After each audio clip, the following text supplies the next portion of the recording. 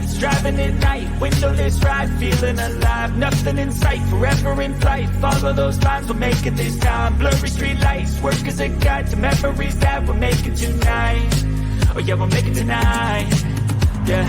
I'll do anything that I feel like I wanna do, I'm living life like I got nothing left to prove, no end in sight, just always staying on the move, I'll go all night, if that's just what I gotta do. Life's too short to care about what you can't afford, memories are in what you explore, so just don't be ignored, go ask for more, go ask for more, 'cause I've been living life right like I could just die any minute, going for a ride down the side, PCH country limit, I don't need a guide, follow lights, take me where I wanna visit, are you alive, or just breathing, 'cause I've been living life right like I could just die any minute, going for a ride down the side, PCH country limit, I don't need a guide, follow lights, take me where I wanna visit, are you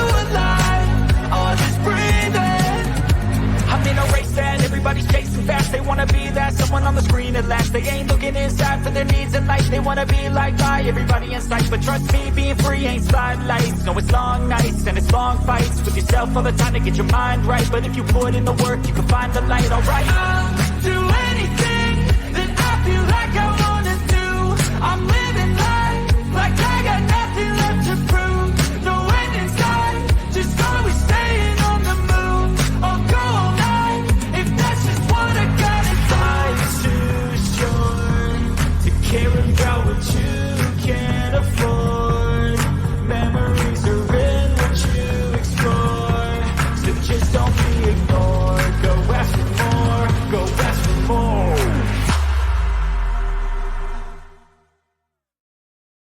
Oh, welcome, ladies and gentlemen, to the best place to be on a Tuesday evening, afternoon, night, morning, wherever you are in the world. Thank you so much for joining the Hcast episode number 81.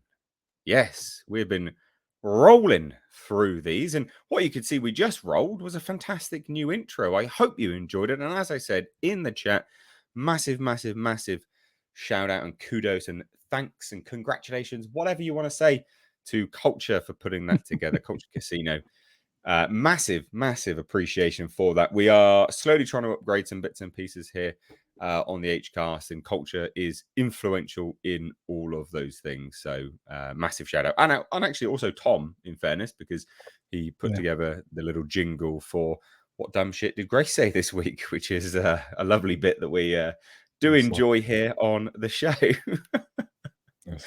Well, I hope you're all having a great day, morning, evening, afternoon, again, whatever it is, wherever it is you are in the world. We've got some fantastic topics. We've got a fair amount of topics to get through today. We may not be able to get through them all, but there's a lot that's happened and a lot is going on in the industry now that the strikes are over. Some very interesting bits and pieces with Marvel, Karate Kid, Star Wars, loads of stuff and everything in between. So I will say thank you for joining me. Few things to get out of the way. Well, thank you for joining us, but a few things to get out of the way. You want to join in the conversation, please do send in a super chat. We will get to them at the end of each topic here and there, but please do join the conversation with the super chat function. It helps out a lot. We do get demonetized here, so that would be great. I will also say, please do hit that thumbs up button on your way in. It's to encourage YouTube to tell you that we're live. That's literally the only reason. These get unlisted after the fact, and then they go up on the second channel, which you can find linked down below in the description box. Please do hit subscribe down there for all of the streams and all of the best bits. It's a lot of work, but it all gets clipped and it all gets put up there for your viewing pleasure. What else is down below in the description box is everyone's channel that regularly appears on the podcast. And that is, of course, Culture Casino, Tom, Nick, Andre, Midnight's Edge, WDW Pro, everyone there. And I've just said their name. Here is my panel members. How you all doing? I'm great. That song is popping. So if you're not awake after you listen to that one, does that say Mr. H in the song? It sounds like it does. I don't know. It's like Mr. H wants you here, and you're I don't think here, it does. and It we're might. here, and something like that. I don't know. I definitely don't think it does. Definitely I don't. don't know. I don't know. Maybe. Who knows? How you doing, Culture Casino? You all right, chap? Oh yeah. Yeah, it is. good. This is a glorious week for those of us here in the United States. This is Food Week, otherwise known Yes, as it is. Yeah, Thanksgiving. Thanksgiving week. So Yeah. we celebrate the blessings that we have all year round, all in one glorious frenzied food fest. I guess It's your crazy. pre-Christmas Christmas almost. Yeah, exactly. Yeah, and yeah. So I will be making turkey, eating turkey, making mashed Very nice. potatoes, eating mashed potatoes. I am going to Very consume more carbs than I normally do in an entire year in one day. lovely, lovely. I used to when I was in the States, working in the States, Thanksgiving was always quite a fun time, to be honest. To me, it was always the pre-Christmas for Christmas. It was good fun. How you doing, Tom? You all right? Doing the best I can. Hopefully, everybody out there is doing just as good as I am. I guess. I Good. could be better Good. considering some of the news we've got today, but I'll get over it. We will get to some of that. Goodness me, we will get to some of that. But before we do get to some of that, we've got 2 super chats that rolled in. So let's get to them first, ladies and gents. Please do also consider becoming a member of the channel or gifting memberships if you are a member. Perhaps you'd like to gift some. Israel R for $5 says, "Hello everyone, happy Thanksgiving. Great new intro." Well, thank you so much. Thank you so much, and thank you to Culture for putting that together Yeah. because it is a fantastic intro. It was easy. Y'all make it easy. We have clippable moments every single show. So, Yeah, we really do, to be honest. But yeah, we're going to slowly roll out some new bits and pieces over the course of the podcast because you guys like the podcast, so we want to invest some more time in upping some of the quality, basically, for you guys. Accent Seller sent in 50 Norwegian kroner, says, "Yo, Mr. H, when I heard Zegler's new Hunger Games was beaten by an effing troll movie, I lolled my ass off. You can't make this up. It's so stupid." Yes. Well, we will get to some of that. Absolutely. So, excuse me. I'm still coughing, annoyingly. So yeah, I do apologize for that. It's very frustrating. But that takes us nicely actually off to our first topic, I think. We talking about flops and things. So yeah, let's go to our first topic, shall we?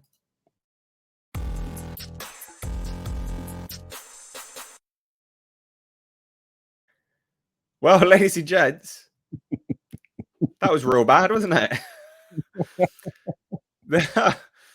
So the Marvels flopped spectacularly. It was an 80% drop. 70. So it was originally reported 77.9, but it was 78.1. So yeah, it was 78, 79%. I had initially reported about 79%, if I remember rightly. Not very good. Not very good as a drop off at all, considering the movie was the worst opening in the MCU ever of all time. And now it has then the worst second week drop off of all time, 20% higher than normal. Yeah, I think it will struggle to do $100 million domestic. I think is a pretty fair estimate. And then I think also on the back end of that, it will probably struggle. I mean, I've estimated in the title, this will lose somewhere in the region of $300 million. And I don't think that's too much of a stretch. no, it's not an exaggeration. No. Well, yeah, I mean, yeah, jump in with your thoughts. Come on. No, I'm sorry. You were on a roll, but I don't think 300 million's a stretch of a loss. I mean, the film still, we know for a fact this film will end up costing more than $300 million by the end of, when the budgets all come in next year in Company's House. So I strongly suspect that this thing will lose 300 million. And here's the weird thing, right? That might be the worst catastrophe ever for any Disney thing. And I mean, this is the studio that made John Carter of Mars. Well, I guess they just called it John Carter. But I mean, Don't forget about Indy, but yeah. Oh, yeah, that's right. Yes. Shoot. It will rival that, won't it, actually? Oh, man. Wow. For its loss. Indy might be one of the biggest bombs of all time, right next to Miss Marvel. Like the only thing I think is going to save Miss Marvel's ass is I think it might have cost probably 50 to 100 million less than Indy did. Whew. Yeah. Oh, you mean the Marvels? But yeah. Yeah. I know. What did I say? I don't fucking care. Miss Marvel, you're Miss fine. Marvel. Miss Marvel, Captain Marvel, the Marvels. It's all all the bullshit. Marvels.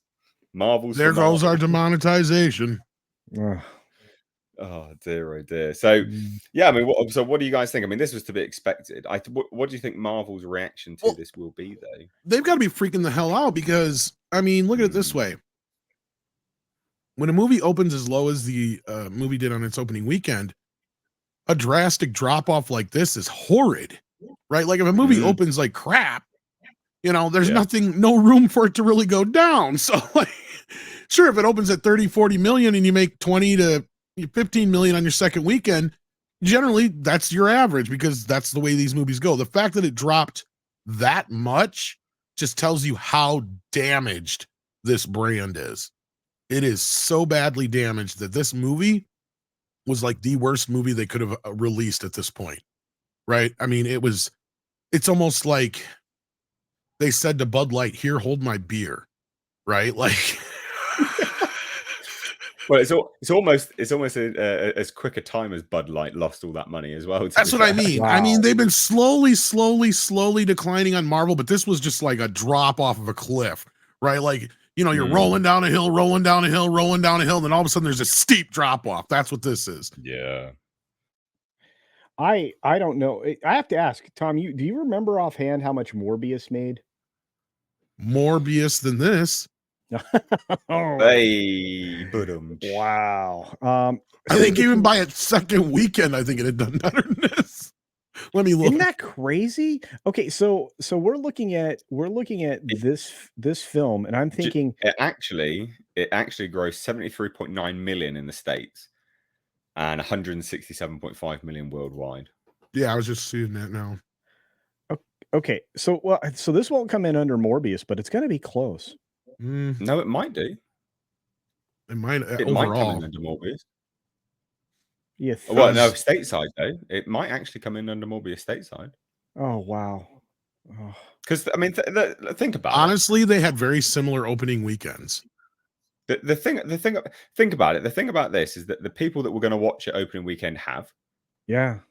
The people that sort of drifted into it second weekend, they've done it. So I had an 80% drop off. Morbius had a better second weekend.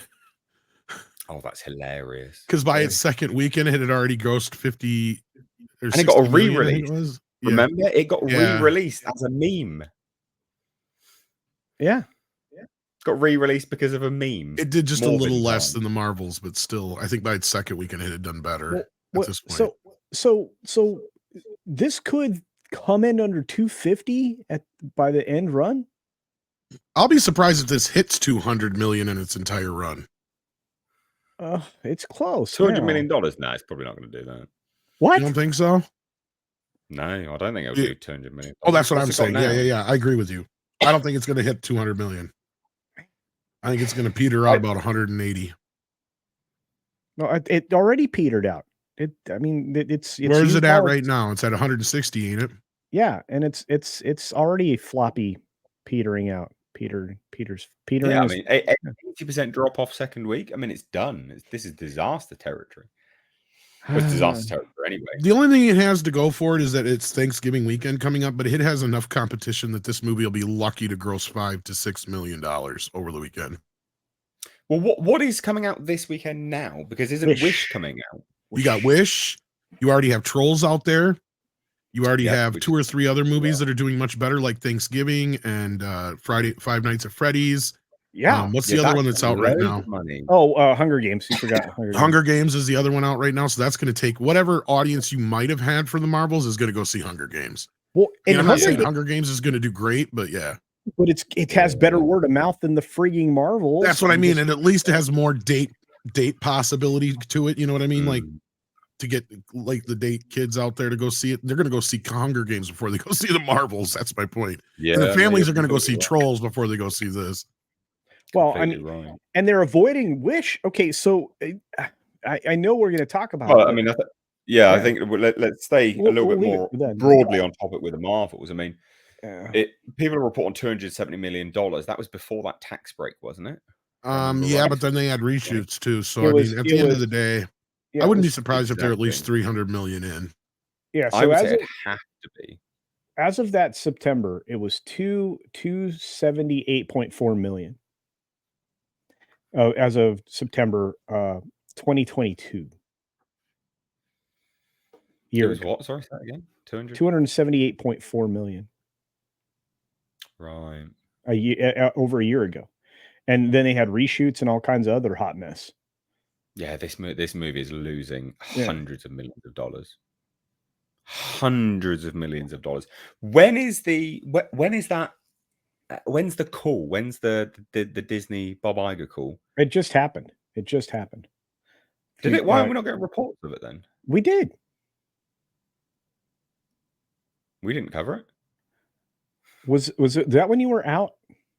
No. I think don't that was know, when you were was it? sick. Yeah. It was when you were sick. No. Yeah. Yeah, but it was a no. big non-burger, nothing Yeah, burger okay. anyway. Yeah, Well- the next one's going to be lovely. Oh, that's going to be. They're going to just get. Yeah, I wrecked. believe the next one's where they actually have to take calls and stuff. Yeah. Oh my god. Well, I mean, this will likely be the first. Let this sink in, guys. This will likely be the first Marvel movie that doesn't hit $100 million in the States. Whew. Since what? bang. Like Blade 3? I don't know. I mean, that is just terrible, isn't it? I predicted this movie would do badly. I didn't predict it doing this badly. This is No. yeah, unprecedented. Well, no, I did actually. I distinctly remember saying I think it will do an 80% drop off. I'm pretty certain I remember saying that. I Could be wrong. That may be, did. but what I think culture's saying is I don't think anybody, and I mean anybody, anticipated this movie coming in under $200 million. Yeah. Like I think even my estimates were in the 250 range, Yeah. 300 range. So I mean, this is really bad for Disney. Yes. Yeah, utterly atrocious. So- Terrible. But I guess the real question is, and we haven't talked about it yet. What are the ramifications of this kind of colossal failure? What's gonna happen? Well, Who's gonna we be held have some accountable? of that already. Actually, there are some of the. Yeah, they're topics. revamping and reshooting everything. Yeah. It is them just revamping and reshooting everything. I mean, Yeah. they are very clearly going. They're very clearly going back to the drawing board. But the thing is that culturally, sorry about the name, it doesn't matter because within Marvel there is a culture of fix it in post. Yeah. And so, it doesn't matter how much revamping they do, unless they remove that culture, you're always going to have garbage, right? Not just that, culturally in general, Like, like culturally, publicly, I think. yeah, like Because this one wasn't ideologically. even that woke, right? I mean, there was No, it hardly wasn't. any men No, in but it it's- for them to demean them. So there's that aspect. Nah, And it's all that pretty kind of business. boring. It's just, yeah, I just see zero interest in it. Did I tell you guys the story about when I went to the restaurant 2 weeks ago when the movie was opening and the waitress asked me about the movie? Did I tell you No. that story? Okay, well, like some people when I go places, they know what I do, so they talk about movies and stuff with me. And the waitress comes up and after she took my order, she just brought drinks and whatever, and she's like, "Yeah, isn't there a new Marvels movie coming out this week?" And I said, "Yeah, Marvels." And she's like, "Yeah, I don't know what it is, but usually my son wants to go see them every time they open up, but he didn't say anything about wanting to see this one." I said, "Oh." I said, "Yeah, I can imagine that." She's like, "Well, what is it?" I said, "It's the Marvels." She's like, "Yeah, but what is it?" I said, "It's just the Marvels, the Oh, sequel to God, Captain yeah, Marvel." sorry. And she's like, "That's what it's called?" I'm like, "Yeah." She's like, "Well, that's fucking stupid," and walks away. So to I can her, it's believe like, it. this is you might as well call it the McDonald's McDonald. You know, like that's what she sees it as, like, because it's the Marvels. It's like, so you're calling it the Marvels, right? Like that's the way she sees it. So they've lost the audience at this point. They just don't care, right? I mean, she has zero interest in this, or she would have known something about it. Her kid doesn't even have interest in it anymore. That's the general public at this point. And then the other side of it was when I was driving down to Milwaukee, I was listening to the radio and I couldn't believe it because they were talking just randomly about stuff, and all of a sudden the Marvels come up, and they were talking about the box office, and one DJ asked the other DJ if they had even seen it, and they're like, "No, I don't go see the Marvels movies anymore." And the other one goes, yeah, ever since Disney sold their soul to the woke devil, I just can't deal with their shit anymore, basically, in so many words. He's like, it's like, Yeah. it all depends on what he goes, even no matter what your definition of woke is, he goes, you can't deny that this stuff is just gone. It's bad. Right. So even though the movie isn't that, bad of a film overall, as It's far as like tainted being now. woke, but it's tainted. That's the whole thing. Like, no matter what you do now, nobody's going to trust it. Just same thing with Wish, which we'll get to in a few minutes, I think is also going to have a similar issue. Yeah, exactly. It's brand damage. Oh, This is what happened with DC. yeah. Well, Right? It's the same principle with DC. Brand. Well, this is damage. why, I kept trying to tell people, with the Same Snyderverse with stuff, Star they're Wars, like, well, we're everything. not in the Snyderverse anymore. It's like, yeah, but the characters are, right? To the general public, that's, as far as they're concerned, it's the same shit. Well, exactly the same with Star Wars. To move it to something that won't trigger people so much. But it's the same with Star Wars. This movie opened up in 51 markets, including China. And also, this weekend just gone, they still had 4,000 theaters showing it. Ugh. Let that sink in. Oh, It's man. insane. It's absolutely insane. Well, So there you go, guys. Historic drop, historic opening, historic drop. They're breaking records, but not the ones that they would like. So anyway, let's get to some super chats real quick before we shuffle on to our next topic. We've got Alf here, legend, sending in $10. Says, hey, Mr. H, the video about the Superman Legacy leak sounds a lot like the plot for the Adventures of Superman show, but with some different, like a Suicide Squad-like team instead of the Authority. I don't know. I don't know anything about Adventures of Superman. But yeah, we will. We probably should get time to touch on all of that. So yeah, we will get to that, chap. And also joined as a member. So thank you so much, buddy. Really do. I haven't read the leak yet, but if that's true, that kind of makes me happy because we'll get to that though. Yeah, because some of it's been debunked, but we don't really know how much. So we'll yeah. Well, I'm just saying because the Adventures of Superman is one of the better adaptations of Superman. Oh, is it? Okay. That was the animated series from the 90s, right after the one that was done by the same team as Batman animated series. Yeah, I like that. So it's one of the better adaptations, yeah. Yeah. Accent Seller sent in 50 Norwegian kroner, says, will Pistney and Marv Hell learn the right lessons, or does ESG and Die ensure that they do like the Titanic iceberg at 12 a cuck? Full speed. Oh my, that's creative and lovely. Holy cow. Oh, you're a wordsmith, Marv Hell. Yeah. I bow to your poetry right there. That's great. No, they won't learn the right lessons. Never do. But we will get to that. We've got so many topics today. High Def sent in $10. Says, Mr. X, what game adaptation do you think they'll try next? Halo was shite. What about Mass Effect? They are already trying Tomb Raider, if I remember rightly. So it's looking like we'll be getting Tomb Raider, I think, probably next. I don't know what else is next on the horizon soon. Aren't they supposed to be doing something with Roblox and a couple other things too? Yeah, Zelda's coming. Zelda, of course. Yeah. Roblox. Yeah, they're going to be doing like a Roblox movie, I think. Minecraft or Roblox, one of the two. And one of the people I talked to said that they had been considering a Grand Theft Auto. I can believe that. Yeah. So we already got it. It's called the King of whatchamacallit.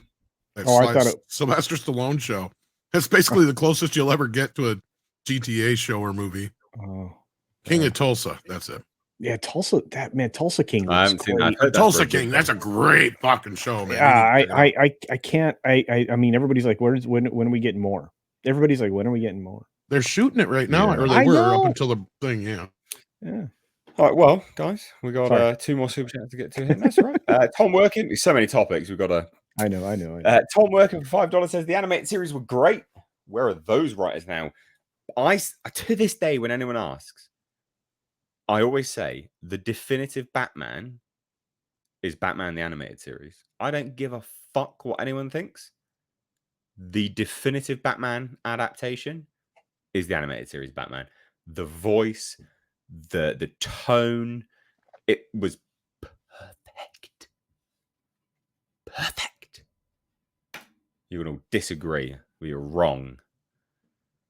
Anyone disagree? There's no pushback from me. Good. Hmm. Anyway. I was going to say, I don't Puck think too many people 971. disagree with you on that one. Yeah. Good. Puck 971 for $10 says, as a Datsun fan, save your super chat and get a Rest the Mod Datsun Z from MZR Road Sports. They're in Yorkshire. So I actually don't want a Datsun Z or Z. I'm good. I don't want Datsun Zs because I've had a 350Z, a 370Z. I'm just not interested in them now. I've got a Datsun 510, which I love, 4-door Datsun 510. I've got a Datsun 720 pickup truck, which has been modified to high hell.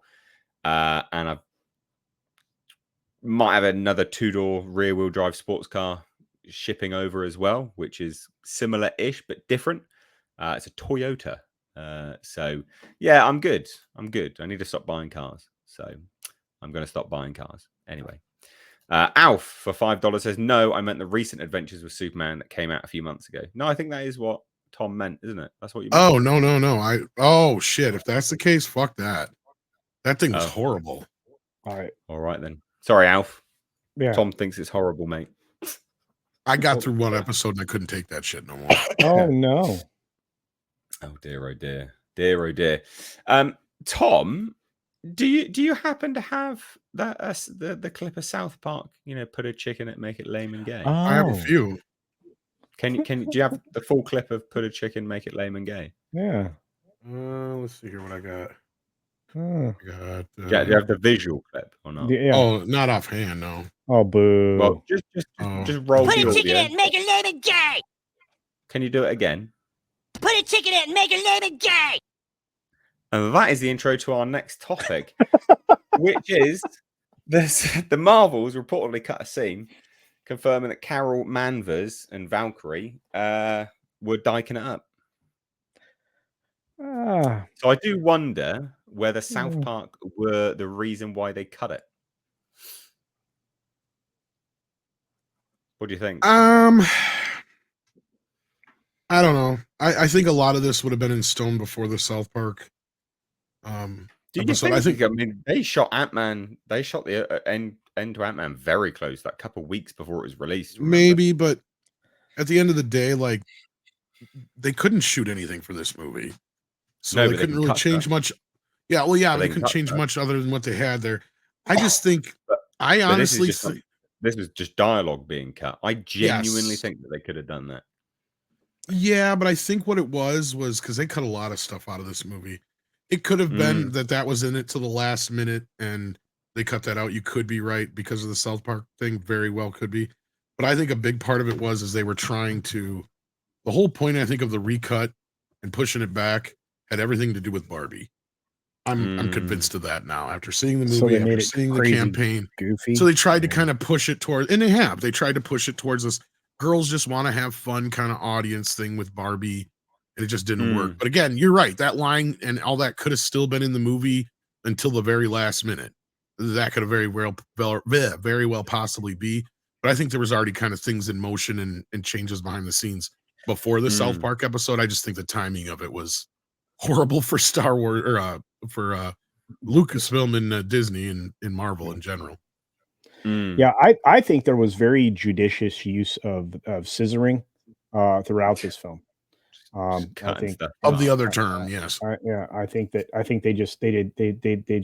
really dove in and just scissored away until they got rid of all the things that people were calling them out for.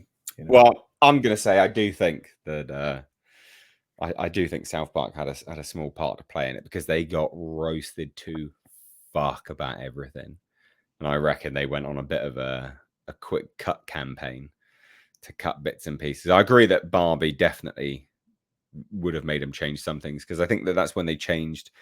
Was it that they started to change their sort of marketing tactics a little bit as well for the film? Yeah, and that's where I agree with you. It could have been in the movie until the last minute, and then that's true. The South Park episode could have influenced them to just go snip, snip. Yeah. Oh, I think there's no question that it inspired a lot of scissors. Fuck's sake. Well, I mean, this is what was shared. Can we get some toast? Said plot elements that were cut from the Marvels. Kamala wasn't able to take off a bangle and was in prison, tortured by Dar-Ben. So a bit darker, I guess. Captain Marvel and Valkyrie were explicitly together in the past. Cut quote, we work better as friends. But Disney decided to remove it because, you know, sesame timbers, I guess. Who knows? It is what it is. But I just find it funny. Because I mean, honestly, I don't know why they just didn't cut the whole sequence out altogether if they're not going to leave it in. Because like nothing. I kind of... Yeah, go on. I say I don't remember anything coming of that scene really. Like they just talk and it's like move on. Yeah, the only thing that came from it was that the Skrulls could live in New Asgard, but that gave a new issue because surely Secret Invasion they could have just all moved to New Asgard anyway. Yeah, I guess I didn't even catch that part, but yeah. Yeah, that's basically Valkyrie comes to save them, and it's like, so where they're going to go? Just Asgard, then I guess. Yeah, and so there's a lot of things that spurs question wise, like how did she summon the Bifrost to make the trip to the spaceship, and then how did she summon the Bifrost? How did it just go to the spaceship? It's like a postcode now. It's like dial a phone. Well, did you guys not watch Thor: Love and Thunder? I don't remember that movie. If you have like one of those magic pieces things, you can fucking just use the Bifrost now. You don't Thor. Yeah, everybody. They all get like a magic weapon, and if you have one of those magic weapons, you can just use the Bifrost. Oh, they're all Thor now. I mean, so they're all Thor. They're all Thor. You guys must not have remembered that. It must have been purged from your brain. I understand. So epic. I know. It's horrible. I do not remember it. Because that's why he gives what's her face, Mjolnir or whatever, and then I can't remember which weapon Valkyrie ends up with, but yeah, they're all like weapons that help them travel or whatever. But she doesn't have her weapon in this, so that doesn't just like the other weapon part. Like, how did they, fix the hammer? Like, it makes no sense. Then the musical planet is there for no good reason either. Like, that's another sequence that could have been completely cut out. I don't know. I think there were parts of the Marvels that was better than Thor cucking cancer, but I will say it's better than the first film. Like I've heard a lot of people say it's worse. I'm like, I don't know where you're getting that from. The first film is like unwatchable. This one at least has somewhat of a plot and it's under 2 hours long. So it's got that going for it. Okay, but what I distinctly remember during the movie that they did kiss, or there was a kiss on the cheek or something. She kisses her on the cheek, and that's probably where that line would have come in. Gotcha. Yeah. Right. Well, anyway, look, I could be wrong, but at the end of the day, I think that the movie was better off losing all this shit. It's still a better movie for it. It's not a good movie, but it's a better movie for it. No, I completely agree. It is funny though that they always add these things and then choose to remove them, either for an Arab market, because that's 9 times out of 10 when they always remove them and they just leave these tiny little throwaway things in for the Western market. Yeah, or China. It is comical. It is very, very comical. But I thought we would all enjoy that as a quick breezy topic, just kind of thrown in there. We do have 2 super chats to get to. Both are actually from the same individual. Accent seller, so awesome. It says for 50 Norwegian kroner. So speaking of wordplay, Gary from Nerd Rossic, who coined the term MCU, calls the new casting for Silver Surfer the Silver Surf Her. We will get to some of that as well. Says, okay, last super chat, my monthly super chat budget. I do appreciate it, man. Thank you. You need to play the new Alex Jones platform game. It's brilliant, and people say it's actually good. What's this? He's released a game? He made it. He made a video game. I will eat your ass. Oh, they're gay frogs. Turn of the Frogs gay. I think those lines are in the game. They are in the game, yes. Amazing. Yeah, it's like a Flash game, but yeah, like you just zap shit and like I can't remember if it's zombies or aliens or something like that. They're like pixelated stuff. Yeah, well, I mean it's all right, but it's just like you just start spouting shit off as you're going through the game like that. Yeah. That's kind of fun. That's this is for America and all that kind of stuff. Yeah, whatever he says. I will check that out. Larry Quadowitz dropped in with $5. Says, hello, Mr. H and friends. I wore my Mr. H Aliens sweater today. Still getting compliments on it. So that was when I was able to, through Teespring, do an Alien Christmas sweater. It was so cool. And then Teespring decided that it was copyright infringement, even though it was just silhouettes in various patterns and designs, and took my fucking epic Christmas sweater down. So it was limited edition. Only a few people got them. People absolutely love them, and I can't sell them again unless or until I handle my own merch in-house, which I do need to do, and I will. Well, you and I need to talk then. I've got all the designs. I've got all. That's what I've I'm got all saying. the You and designs I for need to everything, talk. Yeah. And majority of my audience are in the States, so yeah, we Yeah. shall have a conversation. We shall have a conversation. But I'm glad that you still like the alien sweater because it's a bloody cool design. It's really, really cool. Yeah, it's a cool, ugly. Is an alien's ugly Christmas sweater? It was Sounds really awesome. Cool. Sounds awesome. Yeah, I got a I'm Ninja jealous. Turtles There's ugly very few people Christmas have sweater them. coming this year. You do? Yeah. I can't wait to What? see that. Again? I got a ugly Ninja Turtles Christmas sweater coming this year. I normally have That's ugly cool. sweater T-shirts, but this year I actually got an actual sweater. That's cool. That's cool. Right. Let me just check. Because I'm old and I'm starting to get cold all the time. You hit a certain age and you just walk into a room and you're just like, why is it so cold in here? Dear, oh dear. Dear, oh dear. What have we got here? I've got so But I'm a much man, stuff, so I can't turn up the heat. So I got to just be like, put some clothes on, you know? Well, guys, we're going to shuffle on to another topic now that we don't actually have an intro to, unfortunately. And it's not Culture's fault. It's my fault. There's so much stuff that just kind of dripped in as we were getting the show ready today. This is an epic day, folks. There's a ton. It really is. There's so much that it's going to be a lot of work chopping all this up. But our next topic, guys, is the blame game. The Marvels headline. Another trade has been accused of publishing a hit piece on director Nia DaCosta, and it's the Hollywood Reporter, even though there was a Variety report as well.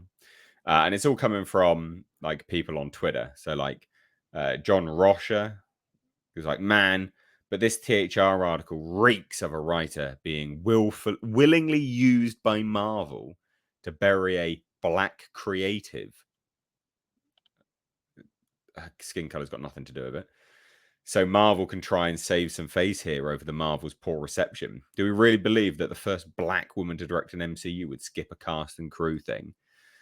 And then it got community noted. According to Nia DaCosta's representative, DaCosta had not been invited to the cast and crew screening, only when she invited some crew members to her birthday party that she was having that same day. Did she learn of the screening? There's more here. There's a lot of shade going back and forth over this stuff. Yeah. Well, she abandoned the film. So why did she though? See, this is what Script Doctor argued. It's like, did she really abandon the film, or was she not even asked to fucking be there? Did she say that? She admitted. No, she admitted to abandoning the film. I want to see the quote again, because as far as I took the quote, it almost sounded like they didn't want her there. And here again, she wasn't even fucking invited. Well, Script Doctor. But those are two different things. So she had other commitments to another film where she literally said, Marvel knew I had these commitments, so I had to leave. So she left before the film was finished. So maybe it wasn't as amicable as she had previously made out, but she did. This was her quote. By the time I left to start prep on my next film, everyone was so clear about what the film was, what we wanted. Yep. It really wasn't this dramatic sort of thing people are thinking it is. But exactly, but she may be downplaying it, but she still admits to leaving. This is what I mean. Like, I don't know. I'm not trying to defend either of them. I don't really care. But anyway, another person goes, I hope Nia DaCosta never does a film for Marvel Disney again. Don't worry, she probably won't, because that movie bombed. The way they're just letting the trades treat her like she's the most unprofessional director is crazy. If she does return to direct a comic book movie, I hope it's under DC. Why?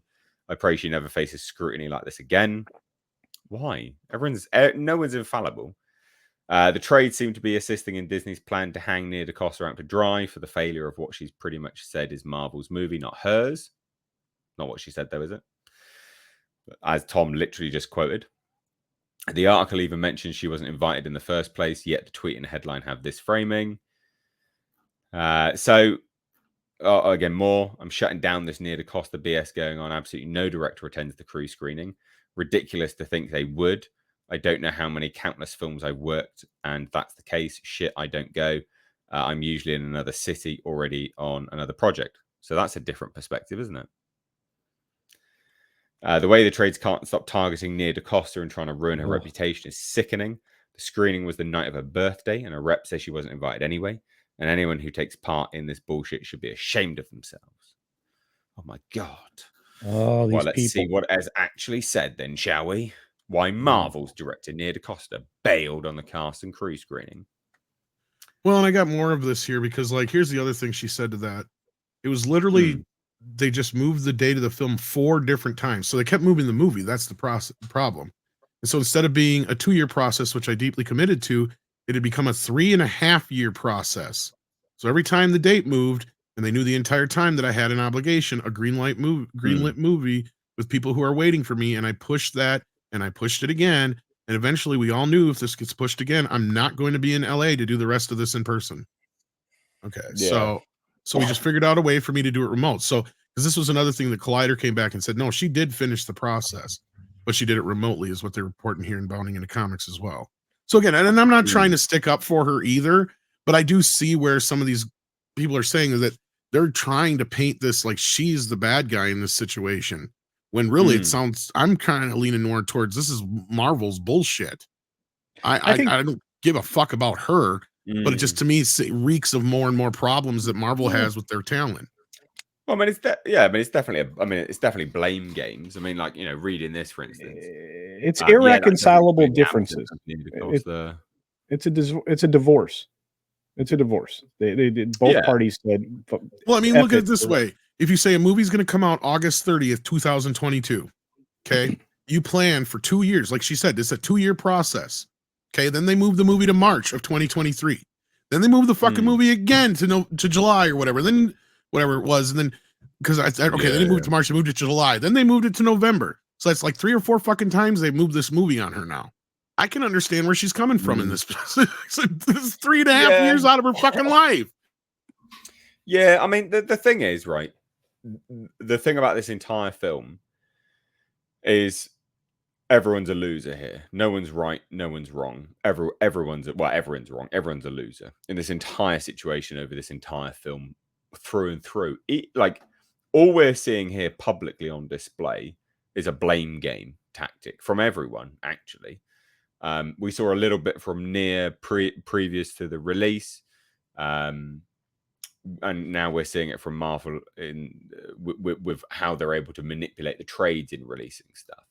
That's what I'm saying. The blame falls on them for continuing to hire these fresh out of short film / Oscar winning directors who have zero, and I mean zero, experience making any sort of film like this. That's the biggest problem you have here. Previous film was that dog shit Candyman. That's what I mean. None of that shit that she had done before, none of the shit that Deborah Chow had done before, none of the shit that the Shang-Chi director had done before, nothing that they had done before had screamed, let's give them a fucking Marvel movie. Right? Like, James Gunn had earned his way up the ranks to make that. Like, they took a shot, they took a chance on James, but he had actually directed about, I don't know, half a dozen or more movies at that point. Yeah. Well, they also gave him something. Are you talking about James Gunn? Well, yeah, but he was also given an obscure property as well. That's what I mean. He was the first of the Marvel directors who was like not a well-known person, because you start out the first few Marvel directors were Jon Favreau, Kenneth Branagh, Joan Johnston, and then what's his face that everybody canceled for the third for the Avengers film. Forgot his name. The guy who did Justice League, Joss Whedon. Thank you. So you had those 4 guys kick off the Marvel Cinematic Universe, right? Right. Like, and those 4 guys are well-established directors. They've done this kind of shit before. Right. Yeah. And then you bring in James Gunn, and they're taking a chance. They took a chance on the guy. Taika Waititi, same kind of thing. They took a chance. It worked out the first time, didn't work out the second time. You know? So I mean, at the end of the day, this whole idea of bringing in these moldable directors, you know, even Peyton Reed had a little bit of pedigree behind him before he started doing this. So I mean, he was one of the only other ones. Sam Raimi was a work for hire deal. That was where I was like, oh, good. At least they're getting somebody in here that can direct. Oh no, he just did exactly what he was told to do. Yeah. He took the paycheck, which is a shame. I'm seeing that a lot from Marvel, though. I mean, and you're right, Tom. I mean, think about the people they're bringing in now, like documentarians that are activists. They make documentary films about their activism. That's not going to lead to a high quality production, whether it be for Marvel Television on Disney Plus or, on the cinema screen. It just doesn't work out. Disney is to blame for all of this. Honestly, I think Ava DuVernay would have directed one of these movies had we not. Almost. Had she not already been over at DC? New Gods, right? Directed. Yeah. The New Gods got canceled, right, Tom? It did, but I'm saying if she hadn't already gotten hired for that, I bet you they just picked her up somewhere over at Marvel. That's my point. Yeah, I agree. Cougar is the only other one that they got that it was actually a director before. You know what I mean? Like, it's the only other one I could think of. Yeah. Even the Russo brothers were kind of like lower tier. Probably got a lot more than they should have. They earned it though with Captain America: Winter Soldier. That's the difference in Civil War. Yeah, I agree with that. Well, look, at the end of the day, it's just childish blame games floating around. But thought it was funny. We got something to shuffle onto in a minute, though. We've got to take a little bit of super chat time now, though, guys. She so just better hope this doesn't ruin her career, basically. Yeah. Her career is ruined anyway. Candyman was a bomb. This is a bomb. It's done. She's the highest grossing black female director now. Didn't you know that, Mr. H? That's the only thing she can take home from this. That's sad. Is that true? It is true. And it's only because, and I did the research, there just hasn't been any prominent black female directors ever. There just never has been. And honestly, that's where I said, why didn't Hollywood raise a big, huge stink when the guy signed on, I can't remember his name, to sign on to direct the Color Purple remake? Why didn't they demand a female black director direct that? Like, for one thing, I'd rather have a female directing it, whether she's black, white, Puerto Rican, whatever, because to me, that story is more important coming from the woman's perspective than it does come from the fact of she's black. That's a right. Good like, that's point. just part of the point. Right. And because everybody gave Steven Spielberg so much shit when he directed the 85 version. Like, that was the biggest thing in the world that everybody was bitching about, was like, why do you get Steven Spielberg to direct this movie? Well, who are you? Let's it's sorry, I got set off there for a moment. No, it's all right. It is interesting. But I mean, I think that's a whole other sort of conversation in and unto itself at another time, to be honest. And she should have directed Color Purple and somebody else should have directed this. That's the point. And someone else should have directed Candyman, because she did a terrible And that job. too, yes, absolutely.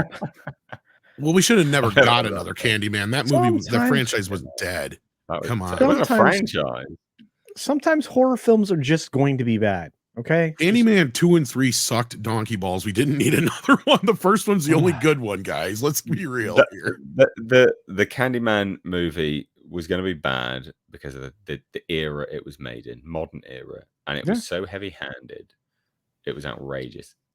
But that's mainly because Jordan Peele was behind it, and he's a total cunt. Excuse my language. So we're going to that was the problem from the start. I agree. We're going to shuffle on before I lose my rag and use more very harsh language. Yeah, and we got a lot of stories to cover. We do. Tom Workington in $2 says, okay, expectation. Anyone expect gold from MCU Star Wars? Nah. Not now. Put a Not fucking now. fork in it. I'll tell you what, though. Would I like them to get back to Winter Soldier style? Yes. Because that film, you could watch that now and you'd be blown away by it. It was such a good film. It was brilliant. Very good film. And Daredevil. We need street level gritty. If you want to do it. Don't futz around with it, because that's what's been happening. Yeah, completely agreed. Larry Quallowitz for $5 says, have you guys heard about the new sci-fi adult animated series Scavenger's Reign on HBO? I hear it's great. The more adult animation, the better, in my opinion. I've seen the trailer to it, and it was batshit. It's definitely worth a look, Culture. You'll be like, really? All right. What is going on? It's like it's just all over the place. It just looks bizarre and great and weird, and the animation's solid. It's everything you probably want, but you still don't quite know whether you want to watch it, or like you want to watch it, but you don't. It's just watch it. You'll be okay. You'll understand why I'm like, what? Huh? It's really good though. All right. Yeah. Tom working again for $2 says MCU, the elephant graveyard of talent. I like that. That's good. Wow. I like that. Apt. But anyway, let's shuffle off to our next topic, which is...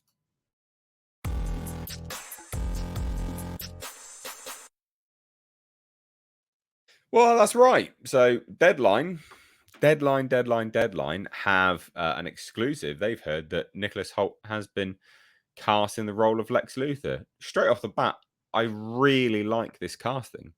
Well, this was rumored a while back, and yeah, It we was. talked about it on Toxic Femme, and the ladies were happy about it. They thought it was good casting because So he was Nicholas originally up for Hoult- Superman. Yeah, Yeah, he was. The thing about Nicholas Hoult, right? The name Nicholas Hoult doesn't really perk a lot of ears up, but when you see him, you go, "It's that guy." It's that guy because he's been in so much stuff, and he's always very good. Yeah, very good. He's never just it was all right. He, as an actor, is always very good. He's a good actor.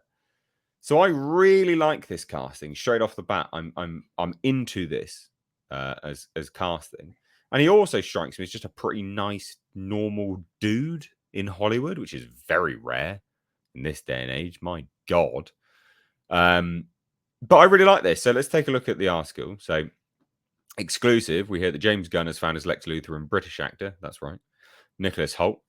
Several sources tell Deadline. A movie star was always eyed for this role after Gunn selected fresh-faced David Corenswet in the title role and Emmy winner Rachel Brosnahan as Lois Lane. So that's interesting, isn't it? So he always wanted someone, they say a movie star. I wouldn't say Nicholas Hoult was a movie star.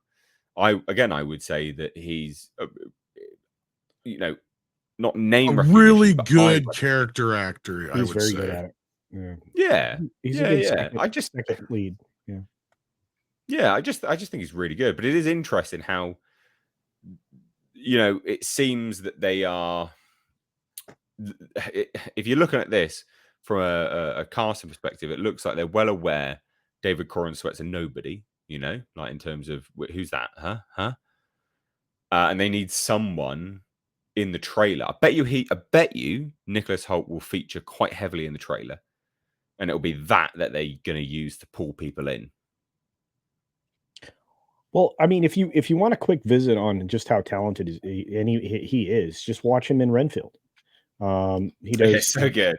Yeah, So good. he's a very good job in there, and I mean, they need somebody who's going to carry it. I imagine, especially when I looked through the casting,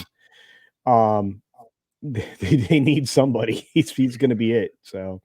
Yeah, and it's because of Yeah. Renfield that I thought, yeah, this guy should have played Batman in the Batman. And when this was coming up and they were talking about it, I suggested he would be a great pick for Lex because he's a lot bigger than I thought he was. He's also really physical, which is That's what I mean. Like, yeah, Renfield sold me on that because I didn't realize how big he was until I saw Renfield. Because like in every other movie he's in, even when he plays Beast, I mean, he's just surrounded by other tall people and big people to the point where he just looks normal. Like in Renfield, standing him up against normal other people, he looks, especially people like Aquafina and stuff like that. He looks imposing and big and broad shoulders, like 6 foot something he is. And that image right there of Lex Luthor, when I heard he was going to play it, that's the exact image I thought of. It'll work. Like he's that kind of suave, debonair Lex. He's not the. I bet you he's going to be the more cunning Lex. The kind will be more of a love triangle Lex than the. The classic Lex that we're used to. Kind of more like Lois and Clark Lex, I bet. Well, yeah. I mean, I still think, they've done well most of the time when they pick a Lex Luthor. And again, I mean, you can always tell you can always tell my tone about how I feel about anything when I do a stinger, because I didn't throw any shade at all on this one. That is true. Yeah.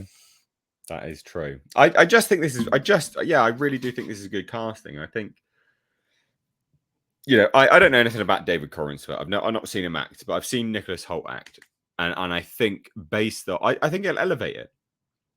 I think he will. I mean, he elevates anything he's in. Yeah. So I think he will elevate this Superman movie. Well, that's why I'm glad I don't know who Corenswet is too, because I wanted no name to play Superman. Yeah, but that is actually a good. Yeah, I mean that's a good thing. Yeah, but I think it adds legitimacy to the film as well. He Quite does. frankly. Yeah. Yeah, and again, if you look at the other casting announcements, I mean, he's probably the only person anybody would recognize upon seeing him. Mm. Yeah, 100%. 100%. You know, there's no one else in. I mean, who else have they cast that people will go, "Oh, I recognize him"? Like no one. Well, Very we few have people. actually a little list of casts. I don't know if you saw this or not. We do. We do. We have Corn What- Sweat, obviously, Rachel Brosnahan, as Lois Oh, so Lane. This is one we you- already knew. Yeah, they'll recognize her, and she is very attractive, and she can pull off the smarmy New York, speech pattern and everything. Evidently, we're getting. She did a good job in Marvelous Miss Maisel. So if you're looking for her work, there it is.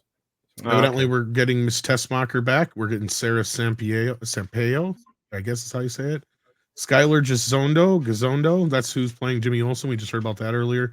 Nathan Fillion, we learned before, was playing Guy Gardner. Edie Gathegi is playing Michael Holt and Mr. Terrific. Maria Gabriela Di Faria is the engineer. Isabella Marqued, I guess, as a hot girl, and Anthony Kerrigan as Metamorpho. There you go. That's the cast we got according to Screen Time. I don't know who half those people are, and I'm glad. I was literally most of about them. to say the same thing. I was like, yeah, I only know one of them. Nicholas Hoult. Oh dear, dear. Well, anyway, are we excited about this? Yay or nay? What do we think? I'm excited. I got reservations. I'm not so worried about Superman as I am everything else after it. The part that's bothering me about Superman right now is this constant piling on of new superheroes into the mix. It's like, I just want a fucking Superman movie. Well, yeah, no, I agree with that. I just mean more specifically just the casting. Like, do we like overall so far the casting is great. Even Jimmy Olsen, it's a great choice there who they got. So yeah, no, so far I'm sold. I look at this and I go, I'm on the same fence as Tom is. I can't get excited for this because you need to introduce Superman the character and not all these other side characters. You don't need other superheroes showing up in this. And I understand maybe that's they're trying for this particular direction for a reason in this story, but I mean, you don't need Guy Gardner. You don't need to start bringing in other superheroes. That's gonna just Well, I was mean, always worried about that when it was sort of started to be rumored and then confirmed. I was like, that's too much. Yeah, too much. It is. As we've alluded to in the past, it sounds like it sounds like a proof of concept to sell. It's like we'll just get them all in to show people that we can do this, and then we'll just sell DC. So it sounds like. You and I are the only two people believe that they would actually sell DC off. They'd actually separate it out, and I don't know why. I don't see why not. I mean, the comic division doesn't make them any money. I don't see why they wouldn't. I mean, he's a businessman at the end of the day, so and it's not making them any money at this point. It's lost them money, so it's an asset that can be sold off to make money. Yeah. So I guess proof of concept could work two ways. They could, release the movie and be like, "Oh yeah, cool, it works, excellent. We'll keep going. It's made money." And no, we won't. Maybe they could license it DC out. Yeah, true.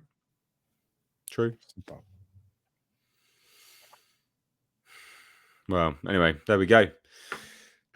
Ladies and gents. Nicholas Hoult, Lex Luthor.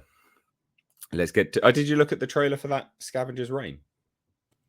No, not yet. We were chatting. Well, just look at it now. I'll get your reaction. I'll give you a few minutes. Just a minute or so to watch it. Be interested to see what you think. And you, Tom, you should have a look as well. What am I looking at? Scavenger's Reign trailer. Okay. Right now? Yeah, why not? All right.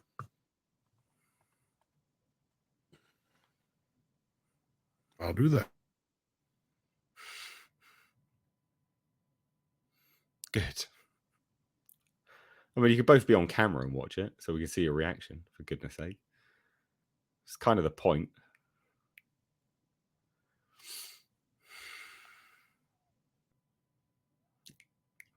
Fucking lame ass. Whatever.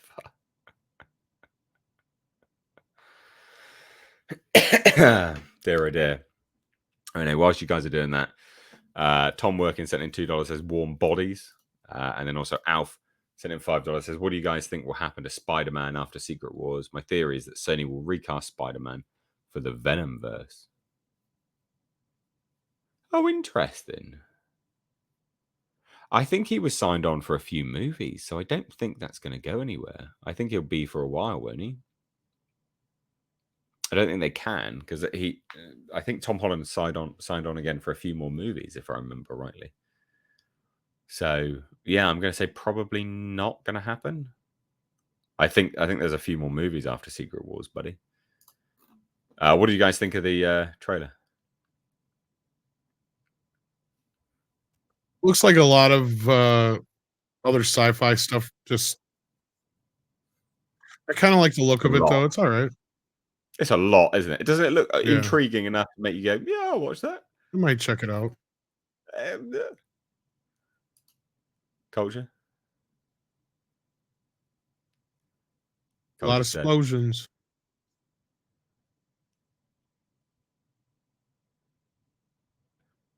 Culture switched hands.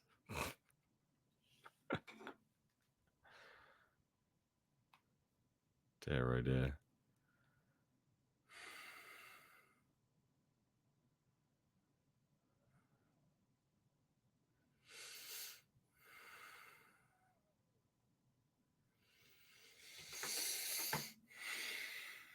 All right, can we just we can stop watching? Yeah, now. I might check it out.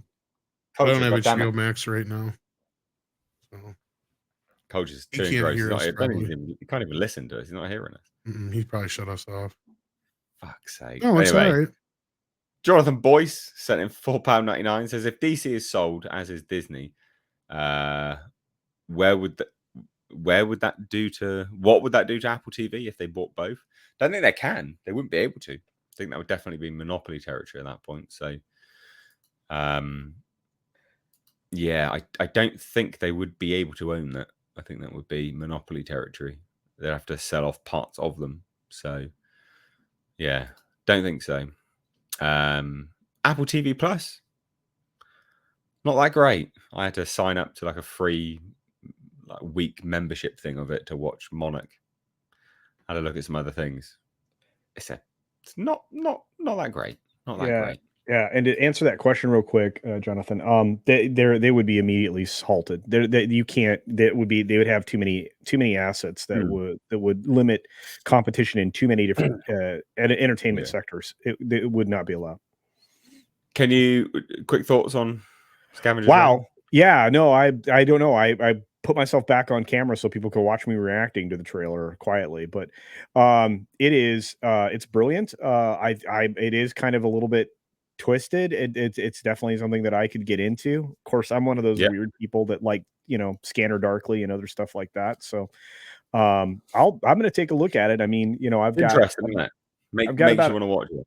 Yeah, I got about a week before I don't have HBO Max anymore, so I might as well jump on it. So there you go. Yeah. Well, anyway, there you go, guys. Shuffle off to our next topic, which we don't have a stinger for. But hey, look, Nosferatu. First look at Robert Eggers' new horror film. It's only an image, but we do get a little bit of a snippet from Robert Eggers about what he's done with it. So this is the image that is revealed. It's Lily Rose Depp with Count Orlok's hand. It looks cool.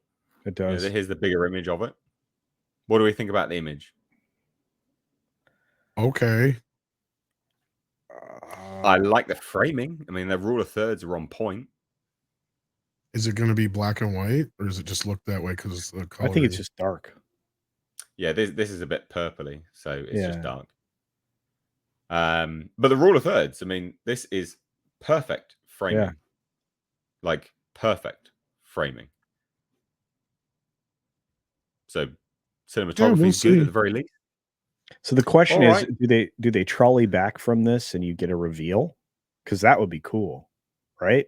Oh, probably. I don't know. Who knows? I Yeah, mean, it's a good shot, though. Can we yeah, agree, at least from a cinematography yeah. perspective? It looks good. Cool. Excellent. Good.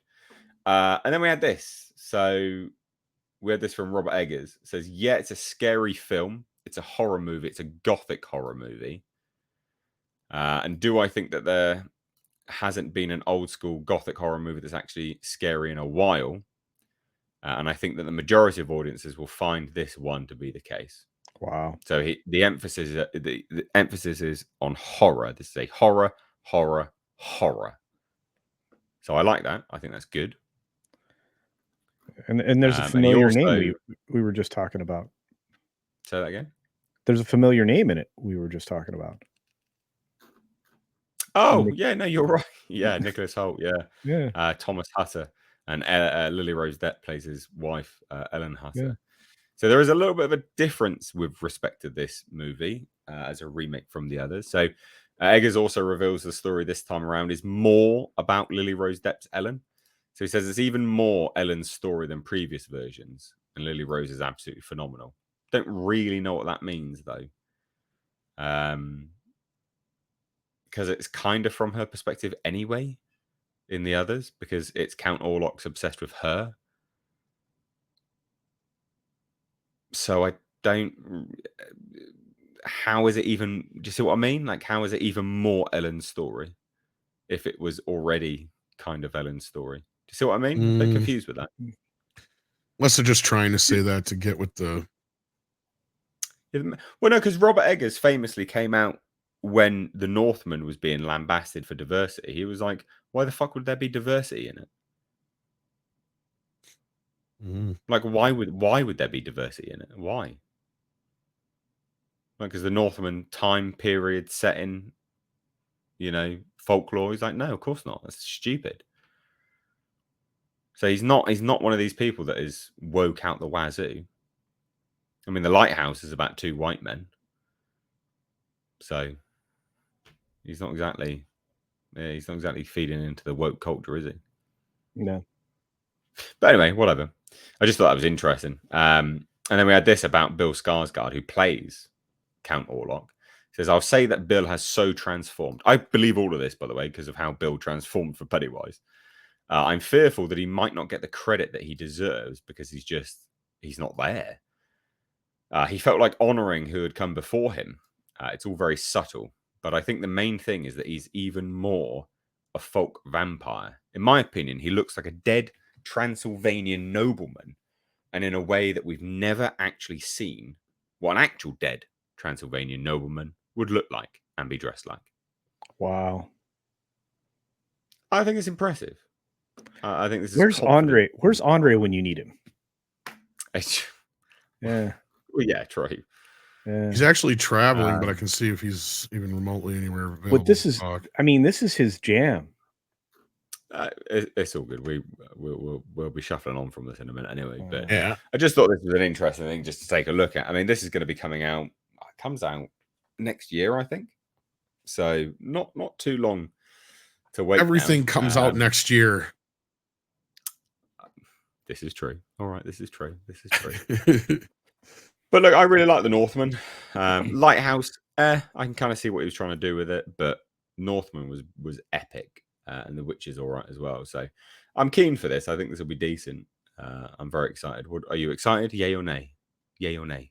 Yeah, I'm looking forward to it. I mean, it seems like we've kind of reached this impasse with vampires where they've kind of fallen off of popularity. So I don't know how well the movie's going to do overall in theaters, though this probably has a little bit more potential than Last Voyage of Demeter or Renfield or some of the other ones we've gotten lately. But Renfield was marketed poorly. It was. Yeah, Honestly, and I hate saying this, they should have cut it down to PG-13 and market it more towards the audience that would have loved it. And that is the Five the Nights 10, at Freddy's. 11, 12, 13-year-old boys, Yeah, right? Like they would, Yeah. if I would have saw agree this with movie when I was 10 years old, I would have fucking loved it. I mean, I love it I now, agree. but I mean, I would have really loved it when I was a kid, right? Like, yeah. I agree with that. Yeah, I mean, this is a different audience, though. This is a very different audience, though. Yeah. We are getting a resurgence on vampire films, aren't we? It seems. It seems, but I don't think the audience is there for them. That's the problem. It feels like we've reached that point where they've kind of gone past their peak again. Because of Yeah. silly Supernatural and stupid Twilight and all this other garbage that's trashed up the supernatural stuff. Yeah, So. agree with that. Well, there you go, guys. I will say as well, we got like just over 600 people watching. Please do hit that thumbs up button. We don't actually have that many likes on this video, so please do hit that thumbs up button if you would like to as well. Join in the conversation. Super chats are the way to do that. Chucking a buck. We get heavy demonetization here on these podcasts, so super chats are the way to help combat that and help support the show. Please do check out the second channel, which is linked down below, Misstage Reviews Live Archives. There is a second channel where all of these streams go, and also where the clips go as well. So hit subscribe down there. Right, anyway. Let's shuffle on. Or do we have some super chats to get to? We got 2 super chats. Let's get to these super chats and then we'll shuffle on to our next topic. So Warachi for $5 says, found a great Doctor Who flick called Abducted by the Daleks. Check it out. It'll probably be better than what is coming. What's that? Is that a Doctor Who movie? Was that one of the old Peter Cushing Doctor Who movies? I know they did a couple of those back in the day. I have no idea. Culture, can you Google that? See? Yeah, sure will. See what that is? Abducted by the Daleks. Sounds like a dance move. Watch out, an guys. album. What are you going to do? You're going to break out Abducted by the Daleks. That just sounds like a Das Funk or Punk or whatever fuck their names is album. Yeah, this is an old film starring Katarzyna Zelnick, Eliza Boreka, and Sonia Karina. It's one of the other movies, not one of the Cushing ones, but yeah. Yeah, they did a few films back in the day. I know that. That's crazy. Let me see if I can get a good image here. We got Nick's just dropped in as well. How you doing, chat? What's up? Been dealing with craziness. I'll tell you guys. Right. You missed our epic new intro that we've got for the podcast. Yeah, bro. Oh, really? Yeah, man. We're up in the quality. You missed it. Oh, well, I'll have to go back and rewind the stream back to the beginning after we get off and check it out. All right. We're one more super chat, then we're going to move on to our next topic. Jerkmonger for $2 says clean shaven Tom is handsome. There you go, Tom. You getting you could be in there with Jerkmonger. Tom, there you are. You interested? And by the way, this is an image, I guess, from Abducted by Tom, the are you Daleks. interested in Jerkmonger? I'm not interested in Jerkmonger because I don't go that way, but all right. Does he got a sister? You're making an assumption. This is Abducted by the Daleks. What the fuck is this? Yeah, I don't know. That's a Dalek. It's just an image. Abducted by Daleks. You said Google it. I Googled it. Hi, Nick. Hey, what's up? How's it going, Tom? I like turtles. Right there. And I'm wearing my Rocky IV shirt today. Sweet. I know. I've never heard of this film. Rocky IV. No, it's the movie that ended the Cold War. Yeah. Right. No, I mean Abducted by the Daleks. Guys, let's shuffle on to our next topic because we need to get to this now. So here we go.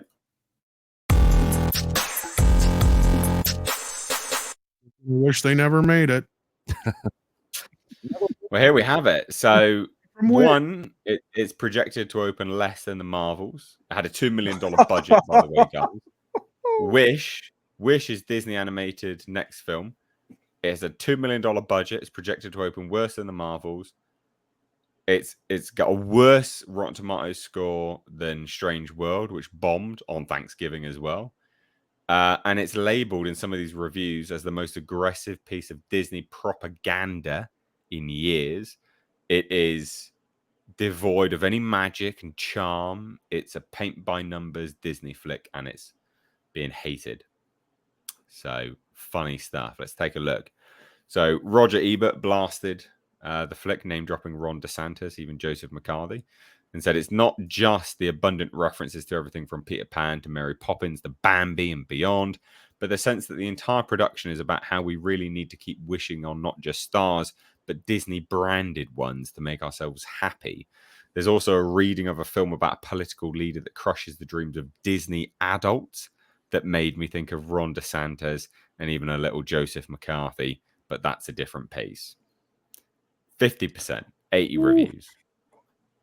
Awful. Wow. Awful. Top critics really hate it more. Even Grace Randolph chimed in and said that there's some questionable political undertones. Oof. It's terrible. Estimated $45 to $50 million opening. Terrible. Wow. Absolutely terrible. It'll be on some of these Disney Plus at the end of before the end of the year. Yeah, probably. I mean, these reviews are absolutely atrocious. Like I did a video on it and kind of took a look. Some of them are so bad. It's like we'll take a look. So let's take a look at this here. Though there will surely be an audience of youngsters that soak up the splendid tunes, Wish delivers in a way that Disney used to with its straight-to-VHS sequels with off-brand humor, inconsistent animation, and low-budget obstacles. Wish will indeed likely inspire some merchandise sales, but not a whole lot else. It's just, like, everyone hates it. I mean, yes, there are people that liked it, of course. But the vast majority are just like, this is utterly awful.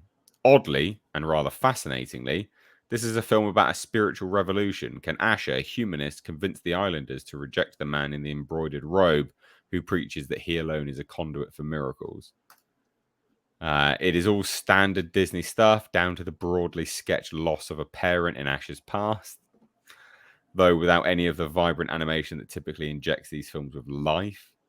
Like, why did they even make this? I mean, the story itself is basically man gives wishes, girl didn't get her wish, goes on a mission. Well, there's also this really depressing aspect to the movie, I guess, where if you do get your wish, you forget about wanting it in the first place or some shit like it. It's a very twisted kind of like thing to it. And there's a bunch of Easter eggs thrown in for Disney nerds, but at the end of the day, I've heard nothing but bad things about it. Like, it's a terrible generic film, and it could have been something interesting considering the concept, but it feels like they're just, it just, from what I keep hearing from people, it just sounds like a generic film people are trying to make like a Disney movie, but it's not a Disney movie kind of thing. Oh, God. Well, apparently it references everything as well. Like, it just references, It is just a celebration. It's a Disney ego jerk off. They're just jerking their ego. Well, and you could have done this right. You could have. They could have done it in a fun way. It could have been like, what was that anime? What was that? There was a Disney animation where everything from Disney was almost in it at one point. Well, that wasn't there? Well, there was the game Kingdom of Hearts, and then there was the recent thing they did for the 100th anniversary thing. I mean, they've done other specials and stuff in the past where they've mixed up the characters, but surely they could have just had a movie featuring most of the characters. Honestly, for the 100th anniversary, I think you should have had a film starring the main Disney cast and then filled out with other Disney characters, right? Like almost like a Toontown movie of sorts. Yes. Kind of like, you could have done something with that. I mean, just the idea of the first wish on a star, like where did that come from? Just that concept is interesting in and of itself, but it just sounds like they fumbled the ball the whole way. And this sounds like something Lasseter would have tossed out 12 times over and been like, started, you know, because this is not where we're going with this. You know, I mean, you can't just keep throwing things at the audience and expecting them to go, oh, I remember that. You know, like member berries all over again. Yeah. I remember. Yeah, it's terrible. People, sure, it has lots of problems and feels half-baked. Oh, we should have just rolled the intro for this one, shouldn't we? Yes, please. So what kind of dumb shit did Grace say this week? It's one of the greatest things I ever saw. I loved it. Well, here's what she says this week. That's fucking stupid. Oh god. Right. Anyway, sure, it has a lot of problems and feels half baked. There you go. That's where the review should have ended. Grace, you numbnuts. But that Disney magic is powerful stuff. You mean their money? You mean their $50 that they probably paid you? Fans of Disney animation will find it fun, largely thanks to great performances by Chris Pine and Ariana DeBose. This is the thanks I get. It's a great song. Wow. Fucking terrible. Disney magic is powerful stuff. The check went through for Grace at least. $50 is $50. $50. It's more like the cocaine is powerful stuff. But that's fine. $50. $50. $50. Well, there you go, guys. Wish. I mean, again, this will be a movie that will probably lose about $100 million. At least. $200 million. How do you think it's going to compare to Strange World culture? Oh gosh. Oh, I think it'll do slightly better than Strange World. Look at the numbers. This film is projected. Now I'm about to lose my stuff. You can tell. This film is about to take a 6-day weekend. Yes, I just said it here domestically and only earn about $50 million. Do the math. That's about $8 million a day. Yeah, exactly. This thing is a dumpster fire floating down a river, headed towards a waterfall, into a freaking volcano that's active and ready to spew it on out. This is disastrous. Well, I wonder if it will do better than Strange World, because that's why I asked, because this actually has a lot more competition. You have Trolls, you have Five Nights at Freddy's, which is also going to take the little bit older crowd. Yeah. Right. Yeah. You still have Taylor Swift. So there goes your 12-year-old girls. Mhm. Right. Yeah. You know, and again, this is a holiday weekend, and sometimes it can be a wonderful holiday weekend for the theaters. Sometimes it can be a piss poor one for the theaters. It all depends on if there's something out there that folks want to take their kids to see. Well, and at this point, I think Trolls is going to be the one to get the bump. If I'm not mistaken. It's got good word of mouth as well, Trolls. So yeah, well, even it's got Disney, the NSYNC reunion going on in it too. Go ahead, Culture. I'm sorry. No, you guys. I keep talking over to the top of you. I'm sorry, but this has that same problem that that Strange World did. It's all negative from everybody, including top critics. It's getting wrecked. I mean, okay. Historically bad is what happened with Strange World. It only earned $12 million domestically at open. It had a similar budget and actually lesser budget, I guess, at 135 million, although with promotion, even though they pulled that substantially, that film still cost Disney $200 million. And it only made, at the end of the day, $69 million globally, its entire run. I think they're being very optimistic about Wish, and although maybe they understand that those first 6 days will do well because there is a lot of downtime for kiddies during the holidays here domestically, but this thing isn't going to open internationally, and they spent $200 million plus on it before they even advertised it, and it has been advertised everywhere, and they know this thing's a flop already. Yeah, I can't see it. I mean, yeah, I just can't see it being a massive success. I mean, you look at hundreds of millions of dollars wasted now. Yeah, it's not going to do very well. There's too much competition out, and again, brand damage, like we touched on earlier. Disney as a brand is damaged. People are like, whatever. You're not subverting anything. It's nothing new. You're not moving anything forward in a good way. Like, it's not. Nah, I'm good. So, never mind. It is what it is. Let's. Tom Workin sent in $2. Says Davros change. Thoughts? Oh, and Doctor Who. What?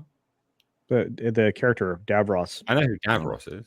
Says Davros changed thoughts. Yeah, they did they change him in the new show or what? Yes, the Russell T Davies thing. Yes. Changed what? Yeah. I don't know. I haven't paid attention. They changed his character. Or changed Davros's character. Why? Because Russell T Davies is a tool bag. I mean, What do you want? I mean, he's been attacking fans for like the better part of the weekend and then yesterday. Okay.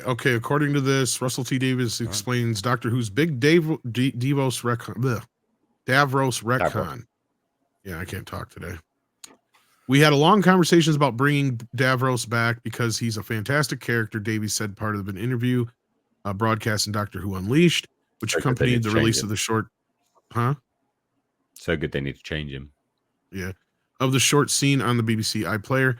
Time and society and culture have taste and have moved on. Oh, so he's changed for modern times. And there's a problem with the Davros of old in that he's a wheelchair user who is evil. Oh, and I had a problem. Were you fucking kidding me? No, I shit you not. And a lot of us in the production team had problems with that, of associating disability with evil. Oh, for fuck's sake. You guys are perpetuating this shit more than you're helping it. No one is sitting there going, Davros is evil because he's an invalid. They're going, Davros is evil. Jesus What Christ. the fuck is wrong with these people? I don't know. Because the first thing I think about when I see somebody in a wheelchair is, they must be evil. No, they must be making Daleks. Yeah. For fuck's sake. You know, because there's no good characters that are in a wheelchair. Professor X never existed. Nobody like that, ever. I mean, it's like when I see someone with a scarred face, I instantly think they're a Bond villain, mate. Right? That's what it reminds me of. Yeah, that shit that come out, like, what was it, 2 years ago, a year ago, or whatever? Like, the people with scarred, scars were, like, trying to come out against it. And then same thing with the trans thing. Like, people were trying to say that, all trans characters are painted as murderers and killers and all that shit. It's like, no, they're not. It's like, what movies are you fucking watching? Like... Jesus. Absurd. Anyway, whatever. Let's shuffle on from that because that's completely pointless. And even the times there are, it's like, okay, so why are you bitching? At least they're being inclusive. Soap Dodger says Davros's chair was his life support system. So yeah, clobbering times is in the house. He knows. Davros is not in a wheelchair. Anyways, it's a Dalek base. He uses it for life support. There you go. Well, apparently not now, mate. Because not anymore. You associate wheelchair users with evil, apparently. So that's on you. That actually reminds me more of the character. What's his face from Star Trek? I just forgot his name. The one who ended up in the yes/no chair. God darn it! Somebody in the chat will remind me. No idea. Anyway, we got to shuffle on now. We got to shuffle on now to our next topic. Pike. Told y'all. You interfered with my bloody intro. I said Pike. That's all I said. Besides, I fucking knew it. Oh, I done told y'all he's taking over. Dave Filoni is named Lucasfilm Chief Creative Officer. Nick, what do you think about this, bro? Give me a hot take, mate. Phony baloney. He's a hack. So he's named Chief Creative Officer. When did this happen? Not know I this? didn't even see not this. Today, just a couple hours ago, it dropped. No, I did not. So let's take a look. We'll get everyone up to speed. Dave Filoni is expanding his footprint in a galaxy far, far away. The longtime Star Wars force has been named Chief Creative Officer at Lucasfilm. In the past, in a lot of projects, I would be brought into it. I would see it after it had already developed a good ways, Filoni told Vanity Fair, which broke the news. Filoni will now be involved in the early development on Star Wars projects, working with Lucasfilm head Kathleen Kennedy and head of development Carrie Beck. Yeah. The move comes as Star Wars is at an inflection point. While it has been successful on the small screen, no, it hasn't. Helping power subscriptions on Disney Plus, no, it hasn't. Demonstrably, it hasn't. It has struggled to get films off the ground. There have been no features in theaters since the divisive The Rise of Skywalker in 2019. As announced in April at Star Wars Celebration, Filoni is developing a live-action feature to direct, one that is said to tie together the time period between 1983's Return of the Jedi and 2015's The Force Awakens, and presumably featuring characters from Disney Plus show. Filoni's worked in the Star Wars galaxy for 2 decades, cutting his teeth in the world of animation and projects like Clone Wars, Rebels, before jumping into live action, blah, blah, blah. So I'm not telling people what to do. Filoni told Vanity Fair of his new role, but I do feel like I'm trying to help them tell the best story that they would want to tell. I need to help. I need to be a help across the galaxy here, like a part of the Jedi Council almost. Fuck off! You make me want to vomit. I'm not telling people what to do. What's your role then, mate? I'm going to help people. Like, mate, none of the projects you've been involved in recently from the get-go have been good. I don't understand why.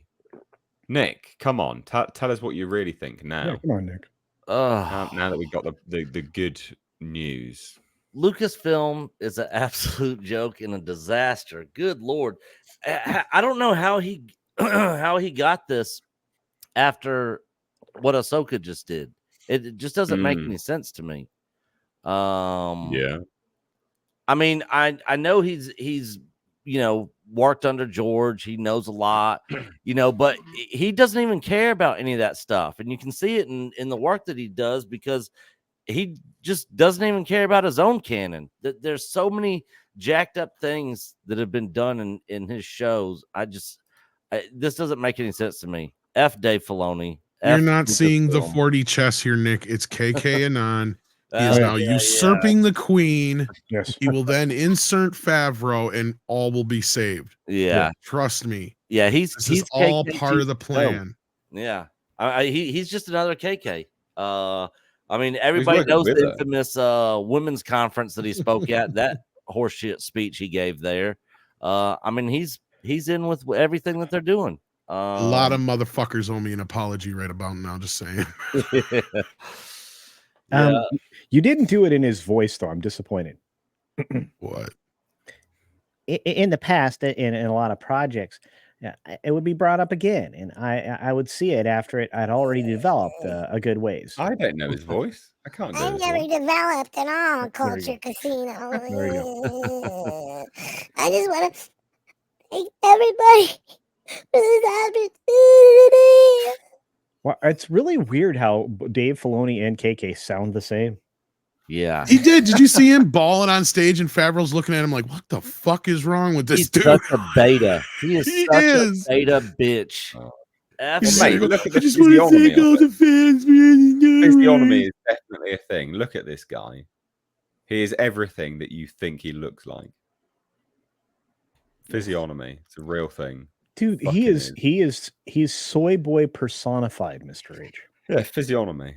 Yeah. Absolutely. So definitely a real thing. Yeah. God damn it. I told people to watch out for this little fucking snake for years. He's a snake in the grass. Well, hey, it's his turn to cowboy up, right, Wolf Boy? Let's see. There's a reason George didn't put his ass in charge. Well, yeah. Yeah. Well, well, what do you think then, Tom? You break it down. What we've been telling people. Honestly, man, he's a little snake in the grass. He's everything Nick just said. He gives more shits about Ahsoka and what's her face, his other characters he's created, than he does anything about the Star Wars universe as a whole, or for the better, or for the greater good. Clearly, all the talent went out the door with Favreau. We can see that in season 3. Oh God, of Mandalorian and what mess was Boba Fett. At this point, he got exactly what he wanted. He has been spending years. I mean, look, we've joked about civil wars and all this shit, but like, look, at the end of the day, there was a civil war and we fucking lost. And this is the losing salvo right here, guys. Yeah, this means Disney and Lucasfilm are doubling down harder than you could imagine now. Get ready for all the wham and power you can think of, the Force being female as you can believe. We're getting that fucking Rey movie. I know it. Yep. I've done told people that's the one that's guaranteed to happen, along with Filoni's little bastardization of whatchamacallit, Heir to the Empire. So yeah, it's going. This is it, kids. It's done. It's going to make no money. They make that Rey movie, it will flop. It's our fault, Culture. You know that, right? Oh, okay. We didn't accept Rey. It's all our fault. She was a shit character. They had a chance to make a good film after Force Awakens. Being sarcastic. Oh, all right. I don't like this mainly because well, one, he's not very good. We've seen what he's No. involved in, and they've not been good. From his direction to the writing, it's not good. But secondly, it confirms everything we suspected was happening. You know, that Favreau was being pushed out and kicked to the curb and things like this. This is not good by any stretch. You know, and as Tom says, and as Nick would say as well, is that at the end of the day, if George Lucas wanted him involved and in charge, he would have put him in charge. He didn't, for a reason. But his judgment's already in question because KK's in charge. Yeah. Look, I will make an argument all day long for Kathleen Kennedy on paper before the deal went through. Same. Yeah.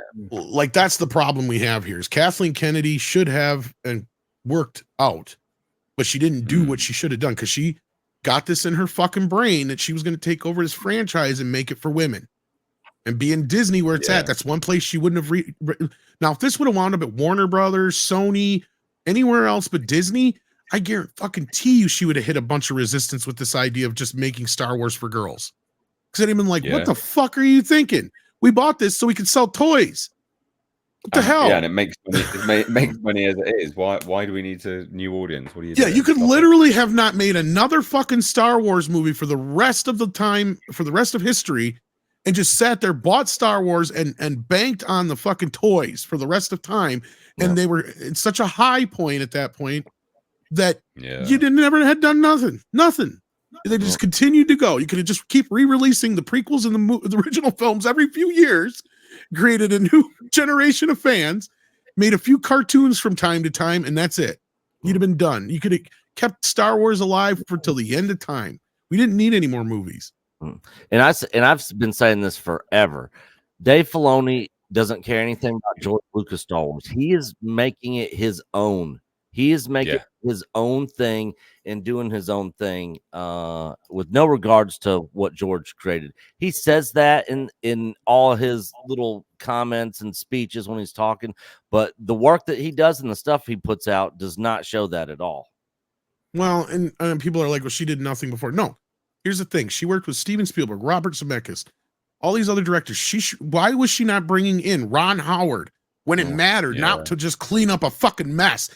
Somebody like that, or Jon Favreau, should have been making the Star Wars trilogy, the sequel trilogy to begin with. And Ron Howard didn't even want to even do that project. The only reason he even did Solo was because they were going to pay to they were going to give him like over $3 million or whatever, however much it was, to his little studio. That's the only reason he didn't care nothing about that. I actually got that from Clint Howard himself. Yep. Yeah. Yeah. It was all because he told George no, because George wanted him to direct episode 1. And you want to know why he said no? Because he didn't want to deal with the same shit he dealt with on Willow. And that was basically George Lucas breathing down his neck the entire fucking time. Yeah. Because he didn't direct that movie by himself. He was directing it with George Lucas on the set the whole fucking time. So you had George basically ghost directing Willow. Just like Return of the Jedi with Ralph Marquand. Yeah. Backseat director, which is not what you want. But anyway, there you go. I mean, look, it's not going to be good. This will prove everyone that we are right, that he is a hack and it's not going to go anywhere. So I thought that was quite funny. But we do need a shuffle on now. We got 2 more super chats, guys, to get to. Larry Quado at sitting $5 says, I'm curious if you guys have heard of Seen Reptile. It's a new thriller with Benicio del Toro, Justin Timberlake, and Michael Pitt. I highly recommend it. Not even heard of that. Not even heard of that. I think it might be on Netflix, I think. Justin Timberlake, huh? I don't know. I'll have to have a look. You know what's sad about him? Well, is he was in, what was that movie he was in where he played that, was it Black Snake Moan or something like that? He played some military. He was some guy who was in the military, like some boyfriend of some chick in the movie. I don't know. And I didn't even recognize him at first. And then at the end of the film, I seen his name. I'm like, no, that was not Justin Timberlake. Because it was like, no way, because Justin Timberlake can act. Like, wow. Well, maybe this will be a good role for him then. Who knew? Accent seller sitting in 50 Norwegian kroner, a super chat bonus round. Always trust puke ass film to make the worst decisions. Dave the phony eats corn the long way. That's so gross. So great. Yeah, it was Black Snake Moan. Yeah, with Christina Ricci. He played her boyfriend in that. There Yeah. you go.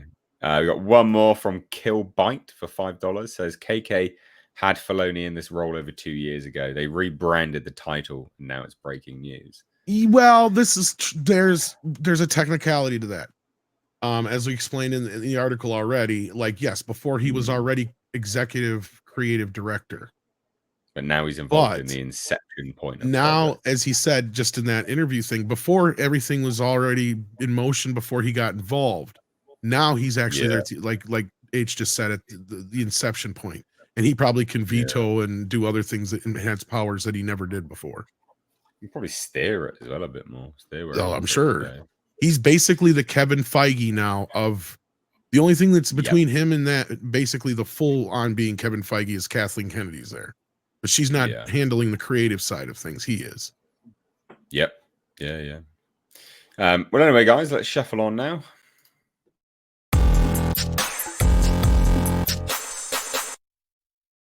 Is that supposed to be James Gunn? He got really old.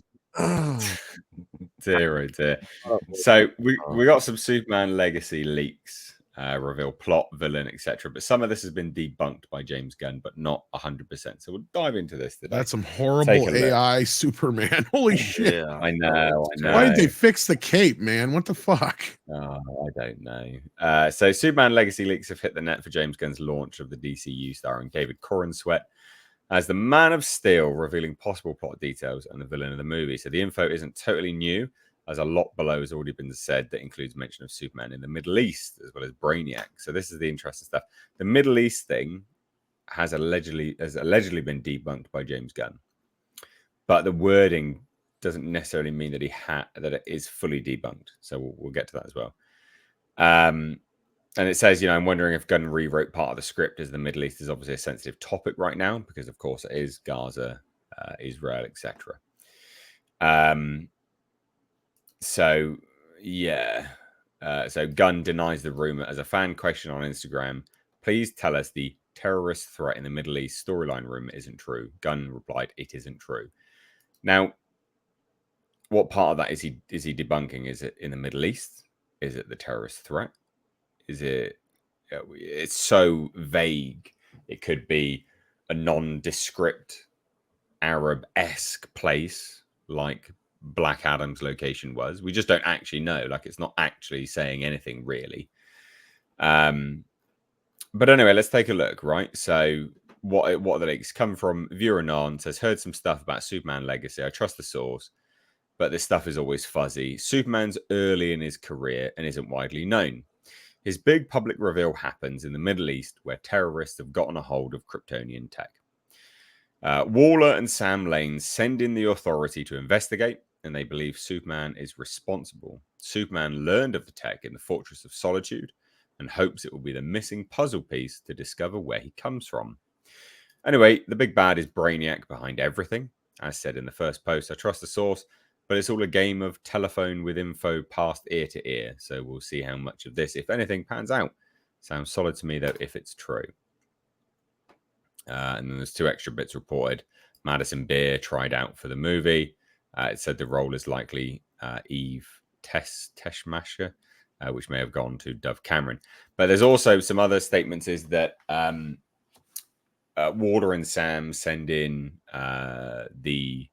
they send in the authority to investigate, and one of the villains is also a member of the authority as well. What do we think? Miss Tessmacher. Yuck. Yeah, I don't know. I don't know if I buy this. I hope this is wrong. Maybe not.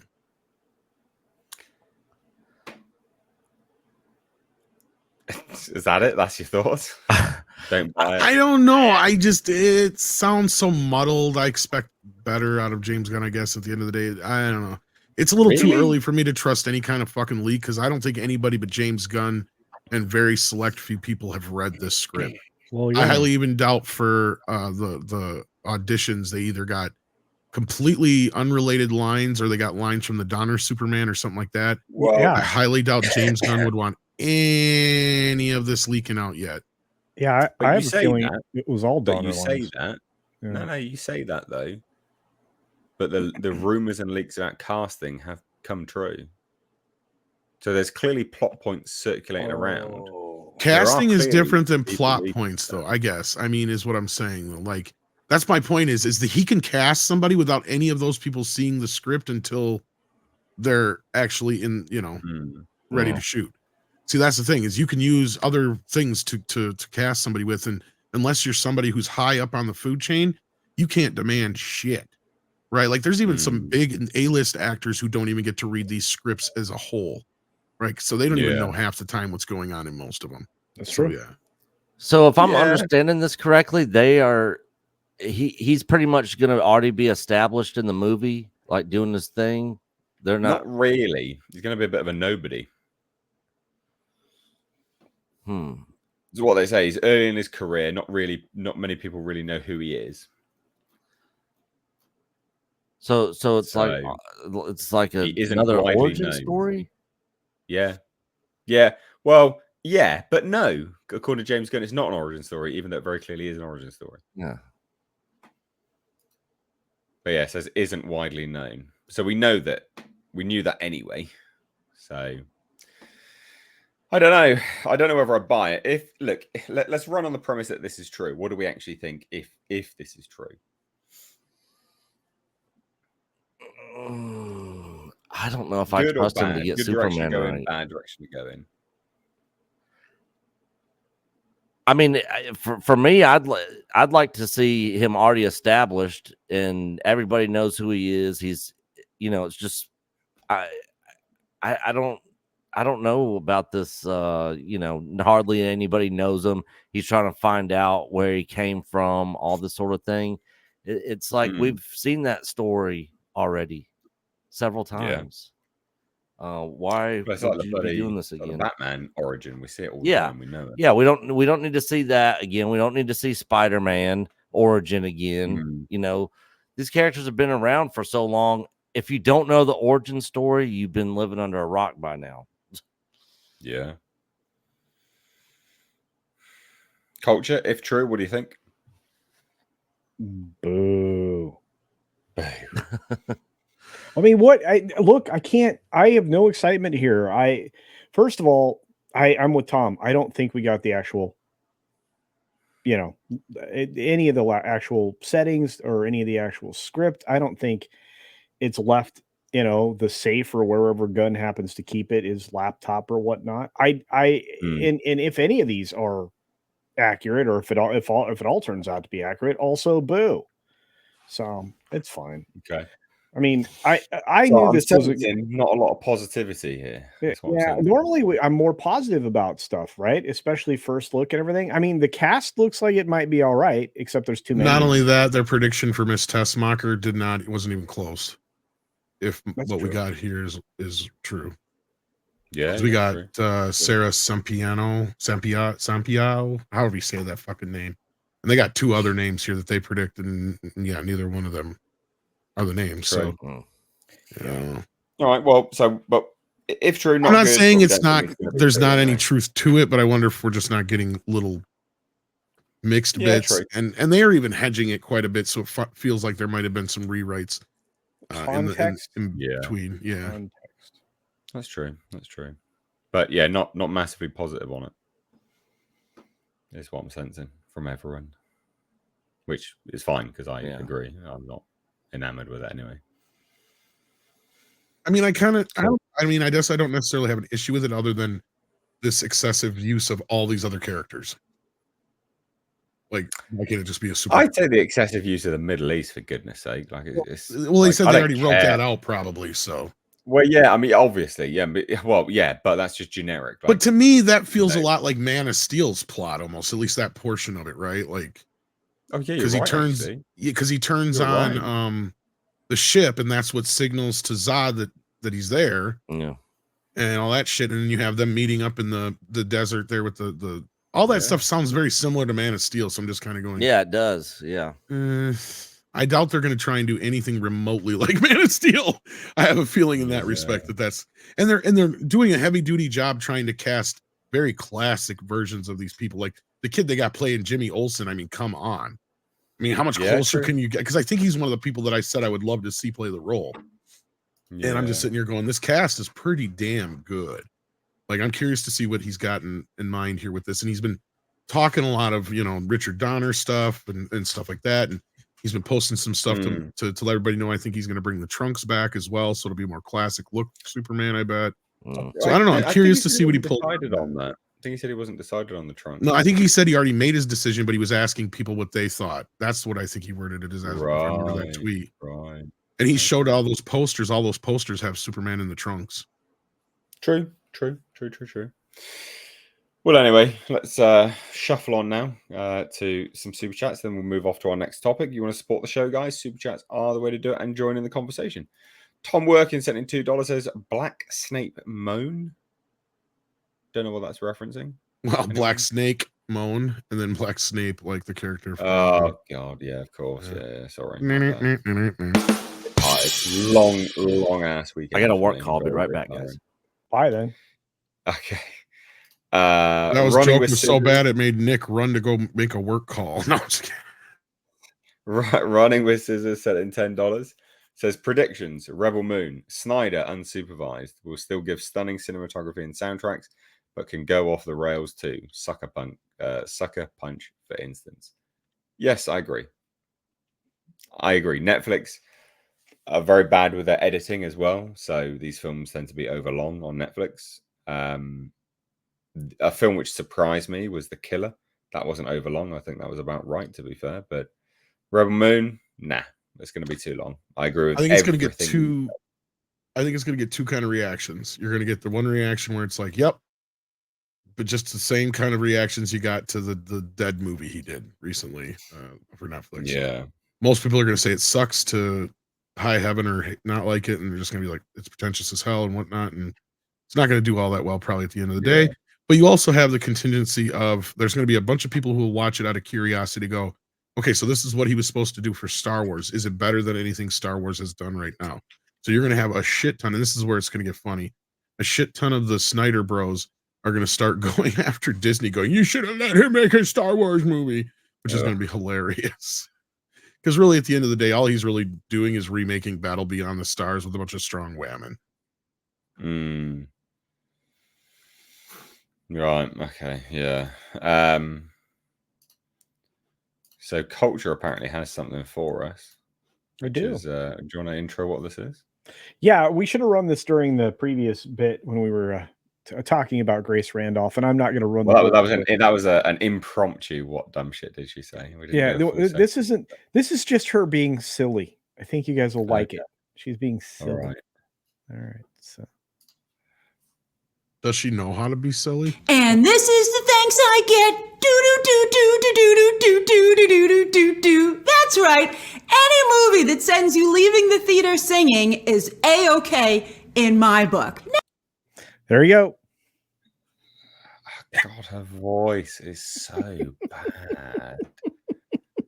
That was terrible. You're welcome. What is she doing? Oh my God. Anyway, whatever. Let's move on. That's funny. Move on to our next topic. Oh, Tom left as well. Look. Where did you go? Fuck that shit. I'm out. Tom's like, I'm out of here. Fuck that. No. So, we got our next topic now. Roll intro.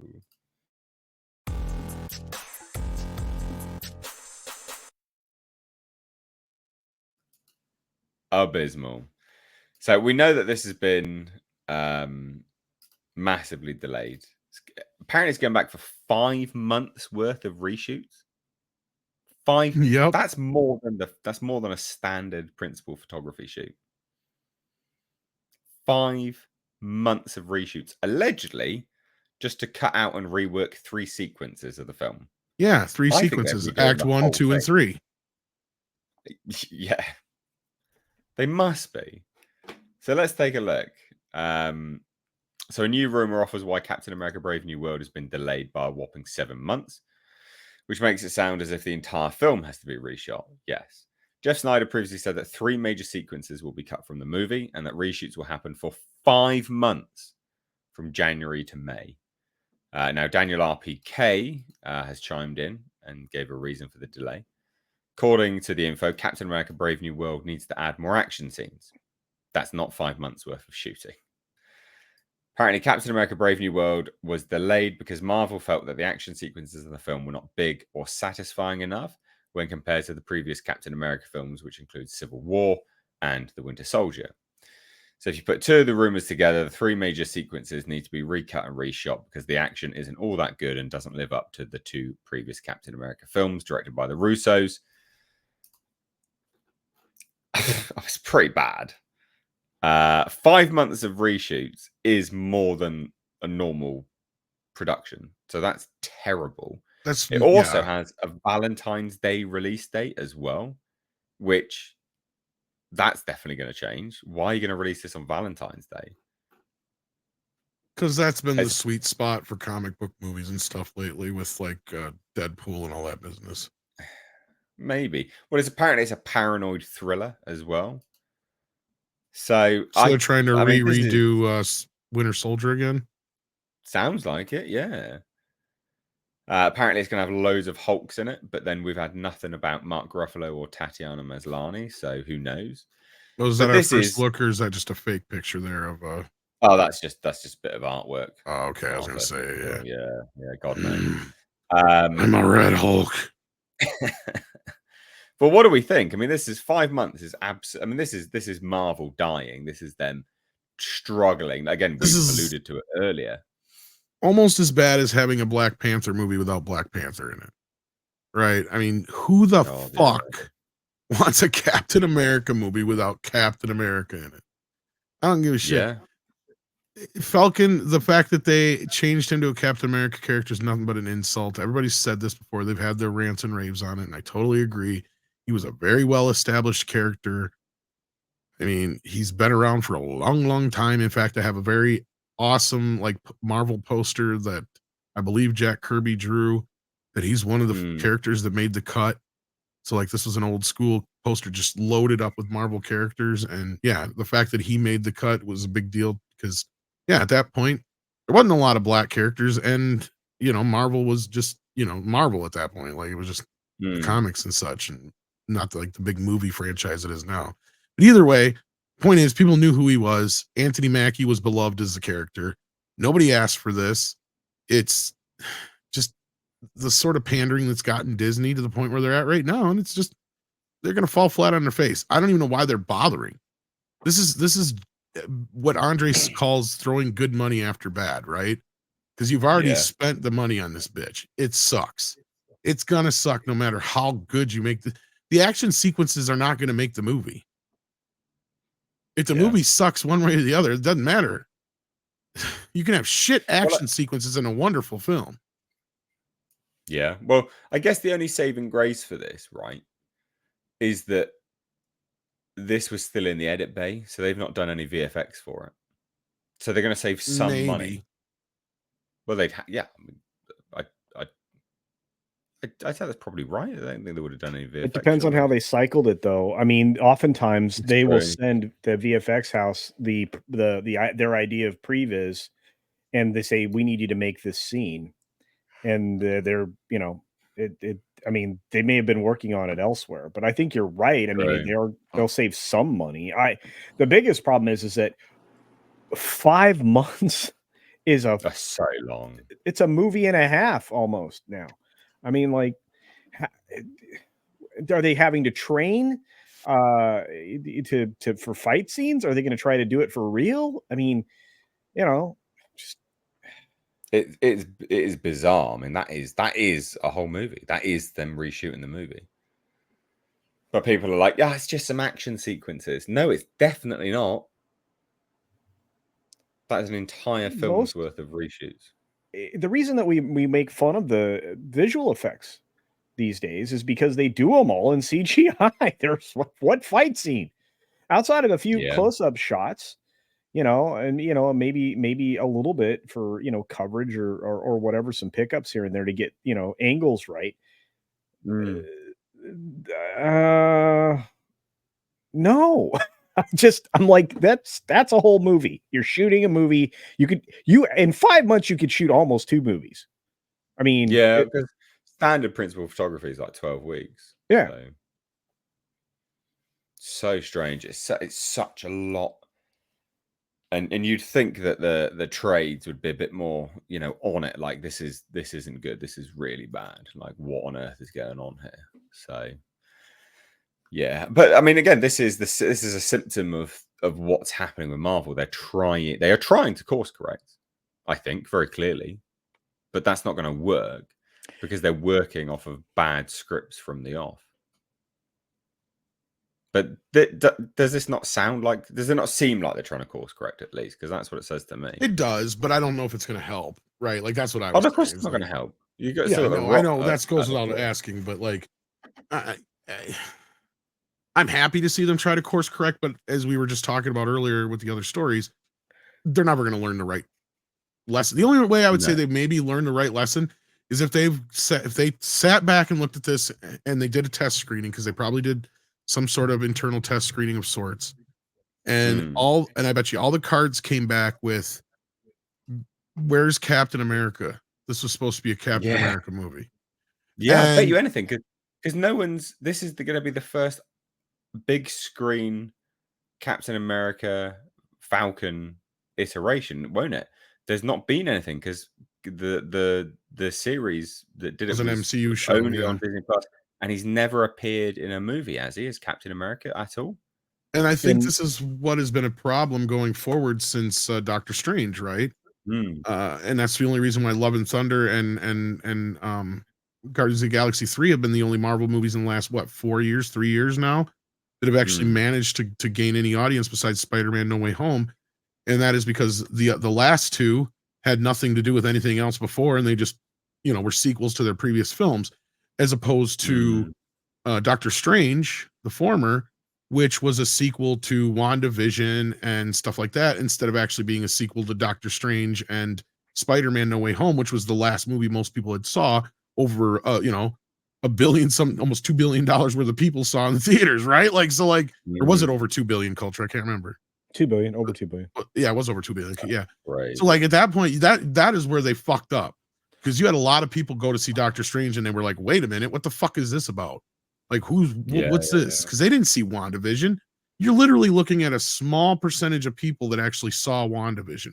And then you jump all the way to now with the Marvels, and you have the same problem, but compounded, right? Because if you haven't seen Miss Marvel, on top of Captain Marvel, right?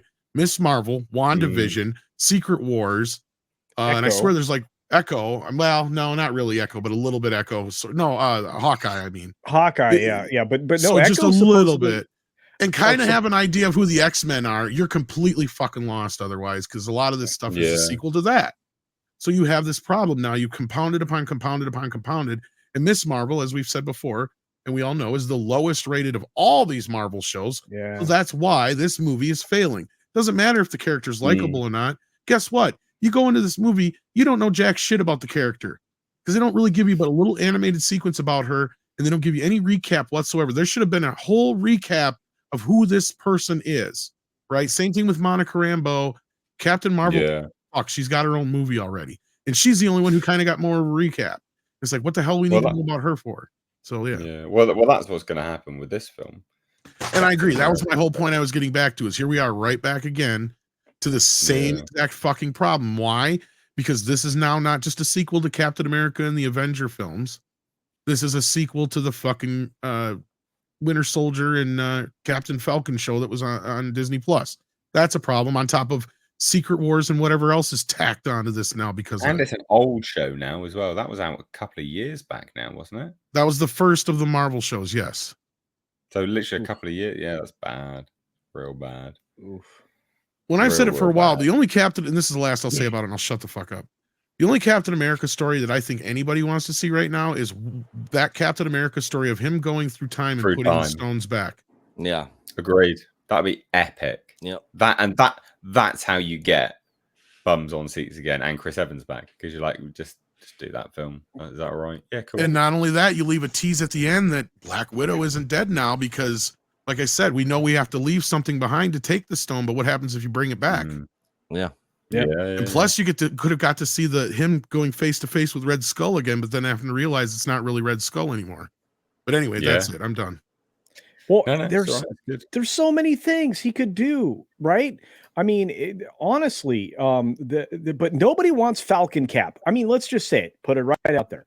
Nobody wants Falcon Cap. I won't go see this movie. I don't care if neither. Nate You will. makes I'm me gonna go make see you. it. I'm You will not going to watch it. see it.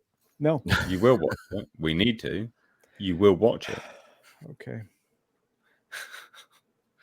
There's something in the Geneva Convention about that. I guarantee it. Yeah. Anyway, Nick, I'm sorry. I'll watch a cam version of it at home.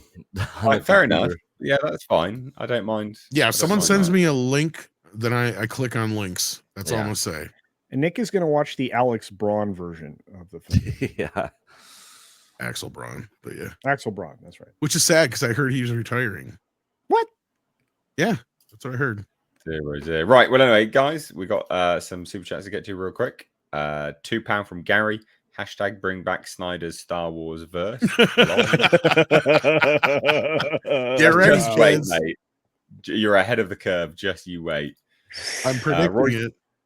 Royston Parker's been a member for 32 months. That is incredible. Thank you so much. Hail, Mr. H, Jasper, Tom Connors, Culture Casino, Andre, and chat. Andre's not here. Nick is. Andre will be here potentially on Tuesday. We'll see. Tuesday, just as an FYI, guys, Tuesday, I don't really know what's going on because I know it's Thanksgiving for the majority of you. Thursday. Hey? Thursday. You said Tuesday. I said, did I? Yeah. That's all right. Thursday, I don't know what's going on. Sorry, guys. Because it is Thanksgiving for you all. I'm so tired. I had such a long weekend. Yeah. So I haven't fully decided yet, but we'll figure it out. The likelihood is something will be running anyway. You know, whether it's just me or me and someone else dipping in and out, I don't know. But yeah, just as an FYI. But thank you so much, Royston, my dude. So let's shuffle on to our next topic real quick.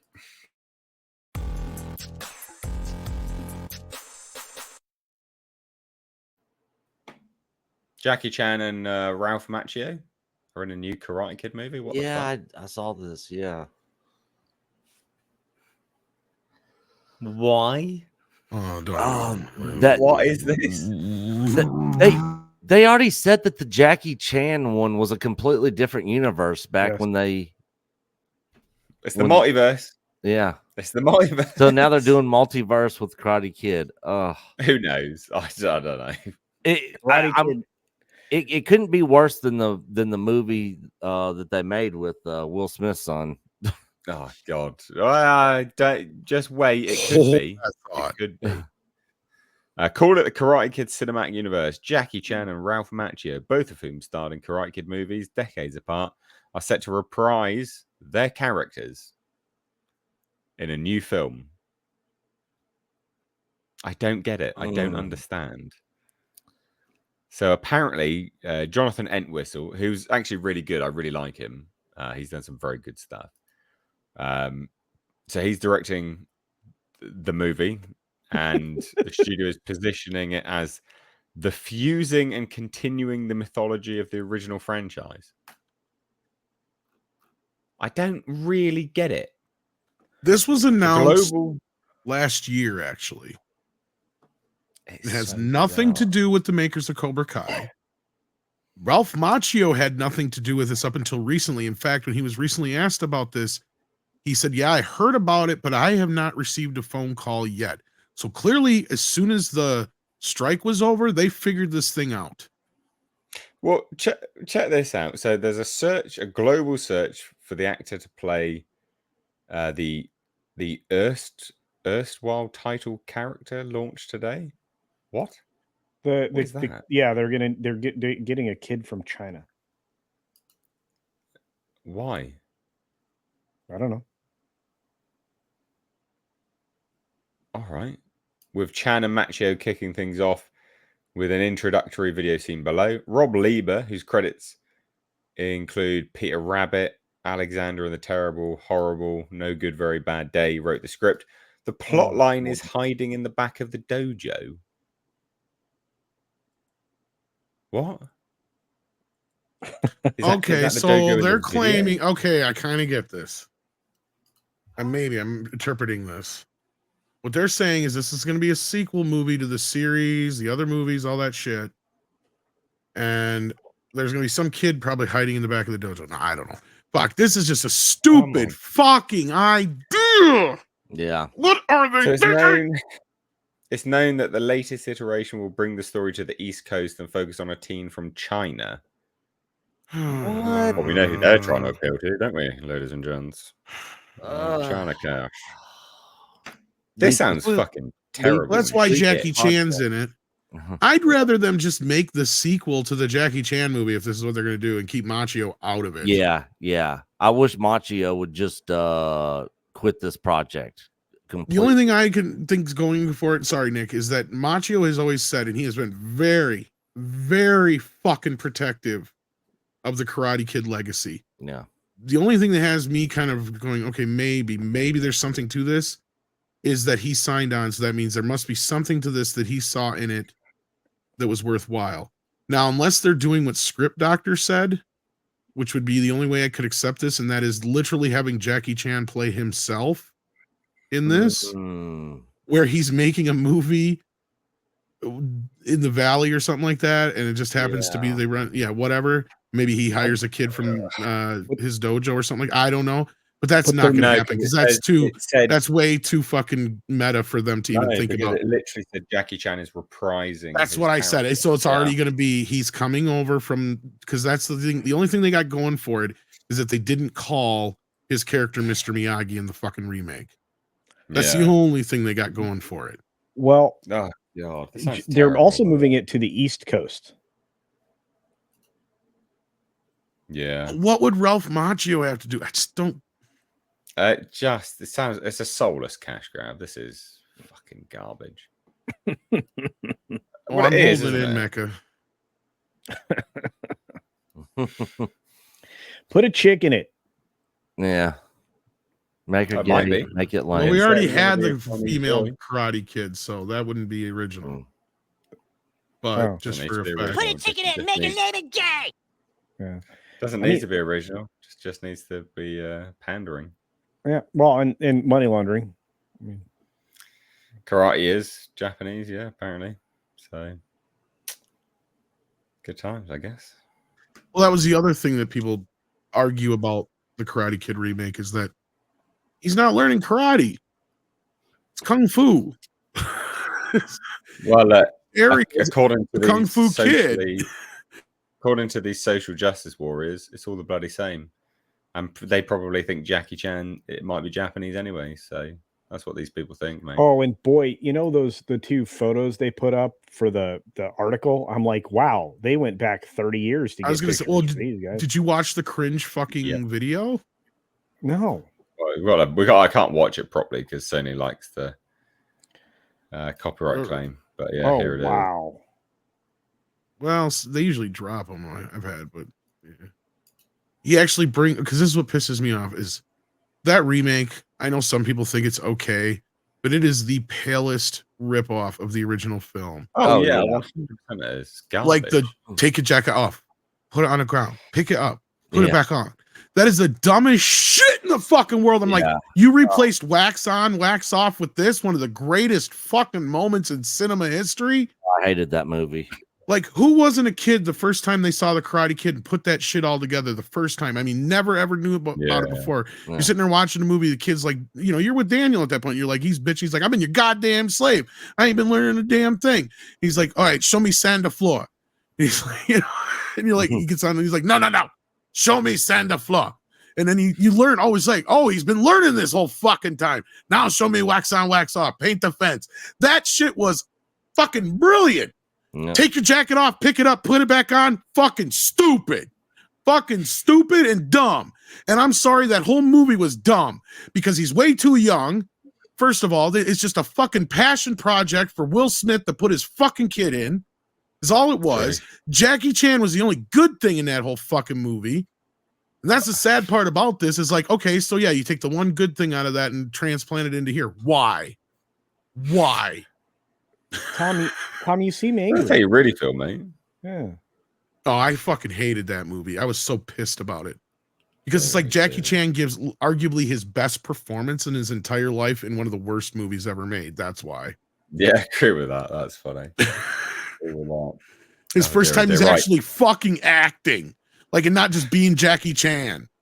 Dude cries. Bucker almost makes you cry in that scene when you realize what that fucking whole thing's about. You're like, oh shit. Mm. When you find out about the car and the whole history and everything, yeah. Like that's the only real good point in the whole movie. And then you're like, okay, so that character won me over, but the rest of this movie can go fuck itself. Because that's about as far as I can give it. Yeah, this is a right to retainer if I ever did see one, I think. They There's gotta don't, be some well, form of right. They shouldn't technically have to do anything to retain any rights, though. That's what I don't Only understand. make the original. Yeah, Sony owns Karate Kid.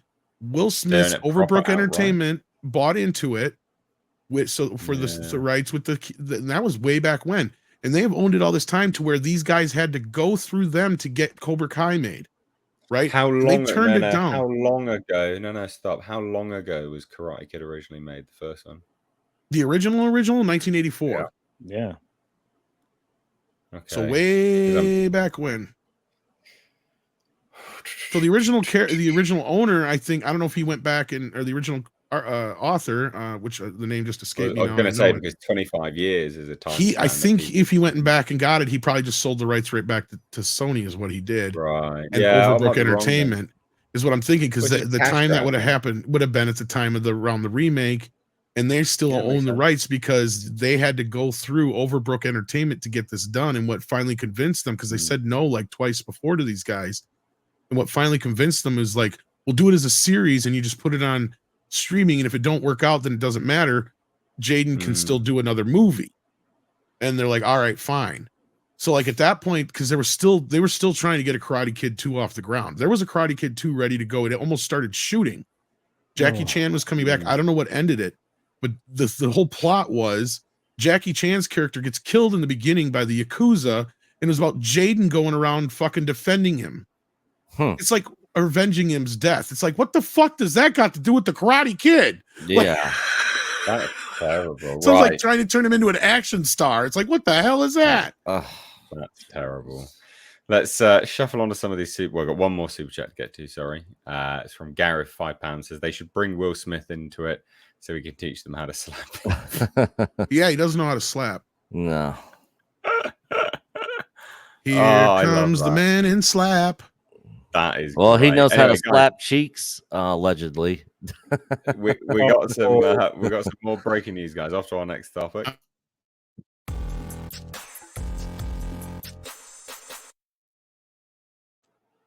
This is Melissa Barrera dropped from Scream 7 after social media posts about Gaza. Pretty full on, actually, to be honest. Contextually the other ones as well. I forgot. Hey? Was she in the other two they just did? I forget. Yeah, she was. Yeah. She was the lead. Oh, I thought the lead was. Oh, so she's the daughter chick. Yeah. Okay.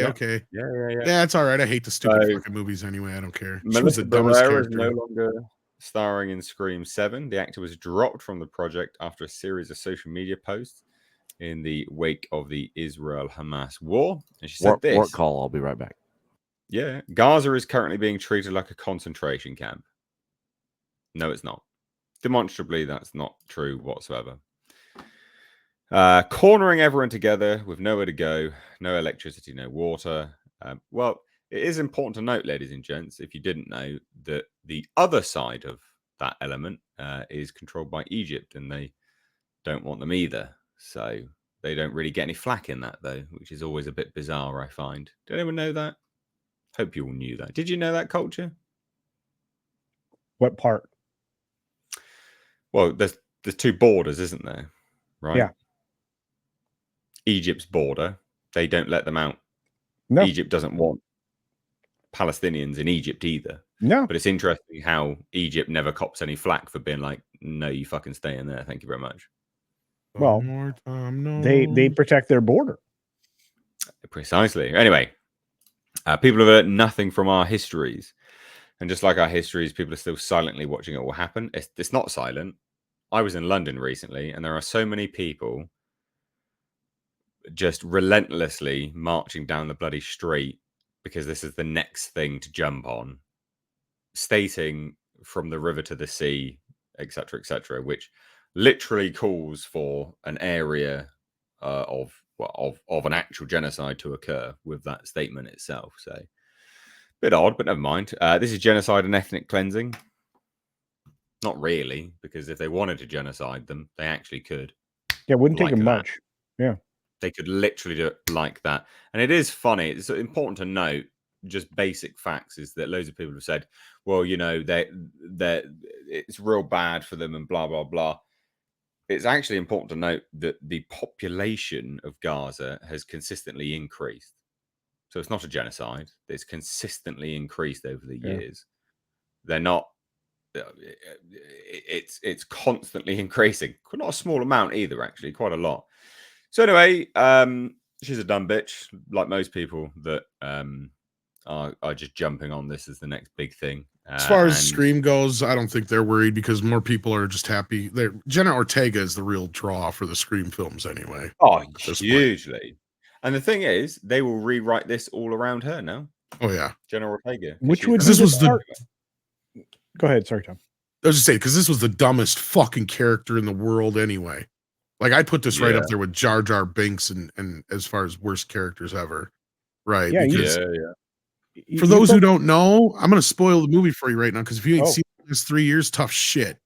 She is the daughter of Skeet Ulrich's character for some dumb fucking reason, and she talks to her dead dad.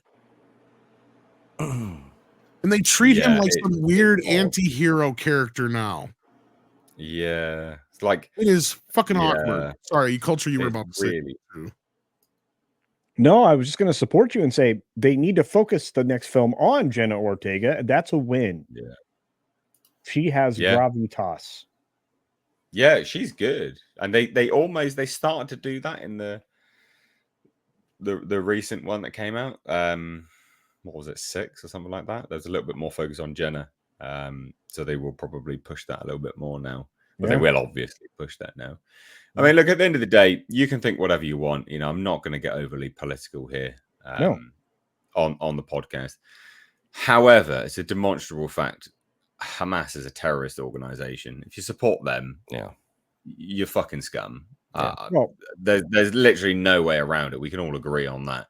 Regardless of where you stand on anything else, I don't care. Taking that out of the equation, I don't agree with cancel culture. But at the end of the day, a lot of these people are the same people who supported cancel culture. So I guess what goes around comes around is all I'm going to say on that. I don't support it. I've never been a fan of it regardless. But yeah, I mean, it's difficult. You play stupid games. Sometimes you win stupid prizes. No. Yeah, I mean, the thing is, the thing about her, excuse me, my goodness me, the thing about her being fired, do I entirely agree with it? No, not really. I don't think, strictly speaking, she should have been fired at all. I don't know if there's any record or history of her, you know, waiting with bated breath for other people to be cancelled. So I'm not going to say, you know, she kind of gets what she deserves in this scenario. However, if you can't read the room and go, the people that literally pay me, I am insulting right now, you kind of deserve it because you're an idiot.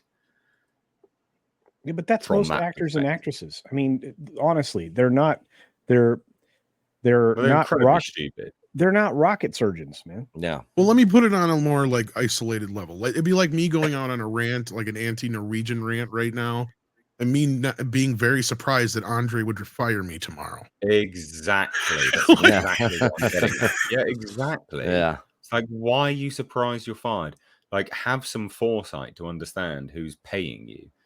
Like, come on, you stupid idiot.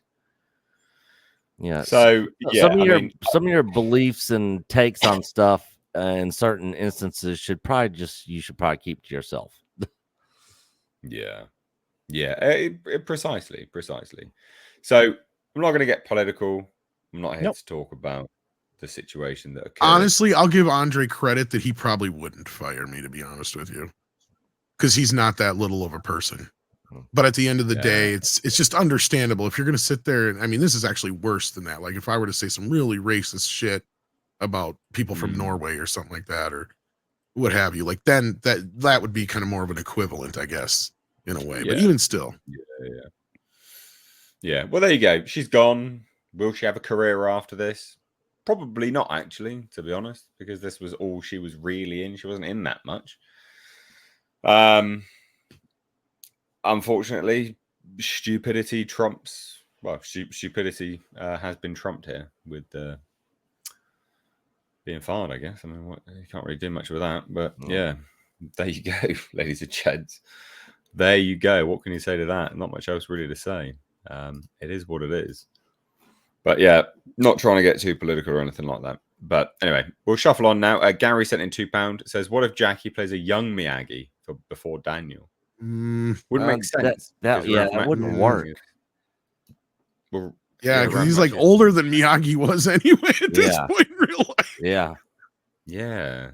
That was part of the whole thing that was kind of poignant with the Cobra Kai show, is that scene when Daniel realizes that he's the same age Miyagi was now. Yeah. When he took him on as a student, it's just kind of like poetic in that sense. And yeah, you get they're going to find a way to meld these two worlds stupidly. And I just, again, the only hope I have for it is that maybe, just maybe Ralph Macchio sees something here that we're not seeing, I guess. I don't know. Yeah. Other than a paycheck. Who knows? Ladies and gents, I will just say we've got 600 people here. Thank you so much, by the way. Massive thank you to everyone for joining the podcast here on Tuesday. Please do check out the links in the description box. So there's the second channel. If you missed the start, which undoubtedly some of you would have, the start of the show and things like that, the link in the description box says Miss H Reviews Live Archives. Check that out. That is the second channel where this stream goes, the podcast goes, all the best bits go. So please do hit subscribe down there. We're trying to bump up the subscribers to about 15,000. That'd be great. But everyone's channel that is here on the show, you obviously stayed here. You enjoyed their input today. So please do subscribe to their channels. It means a lot to me. It means a lot to them. So please do check them out and hit subscribe and show them the support that you show me here. But that does kind of round us out. So culture, what do you have going on, chap? Please do plug some stuff. Tell everyone what you're doing.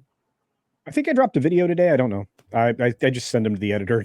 They magically show up on the channel. But other than that, I do this. I talk on a lot of live streams all the time. But if you want to follow me and everything that I do on the daily, check out the channel. That's all you have to do. Very easy. And you do daily 6-minute dailies as well. I do. I do. There you go.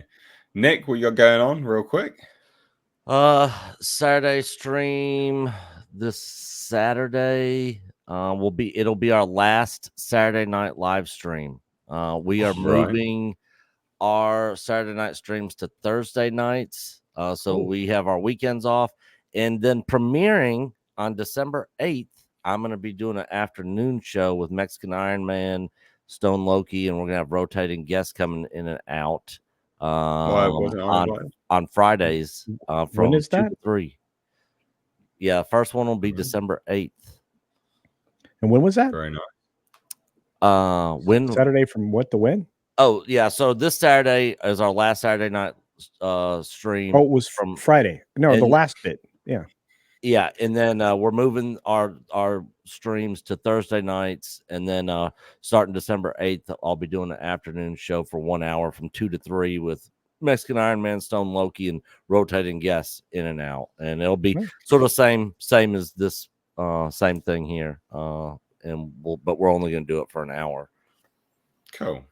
Which means I won't be a guest because you can't keep it under an hour with me. Tom, what you got going on, buddy? Of course, I got Midnight's Edge After Dark. I'll throw that link in the chat if you guys want to park up there for later. There you go. What else goes on Tuesday Culture? I don't even know anymore. Yeah, it's all you, baby. It's all me, baby. It's all me. And then we got the morning show tomorrow, of course. So we dropped a video yesterday, I think it was. So check it out. There you go. There you go. Guys, for me, I will be hard at work editing all of this stream up tomorrow. Usual things on the main channel. There's a little bit of a disruption on content across the weekend because I drove to London and back Saturday, and then London and back Sunday, and then London and back Monday. And I basically barely had enough time to wipe my own arsehole. It was just hectic. I barely slept. It was brutal. Don't want to do that again in a hurry. I'm very, very tired. Hence why I was muddling up my words earlier. So just wanted to quickly say I do apologize for the content being a bit sporadic and a bit all over the place. But we're back on board now for a little bit. And then obviously it happens again. I'm doing a master's degree. That's why, guys. So sort of intermittently these things happen. But I'm staying on track with as much as possible with all of this. So thank you so much for your continued support. Nothing really to plug. I'm just saying thank you and bear with me. But again, thank you so much, ladies and gents. We will catch you on Thursday. There will be something happening on Thursday. I don't know yet. But if we don't see you, I hope you have a fantastic Thanksgiving to my American viewers. Anyone else? Thank you so much regardless. Cheers, guys. Take care. Bye-bye now. I guess.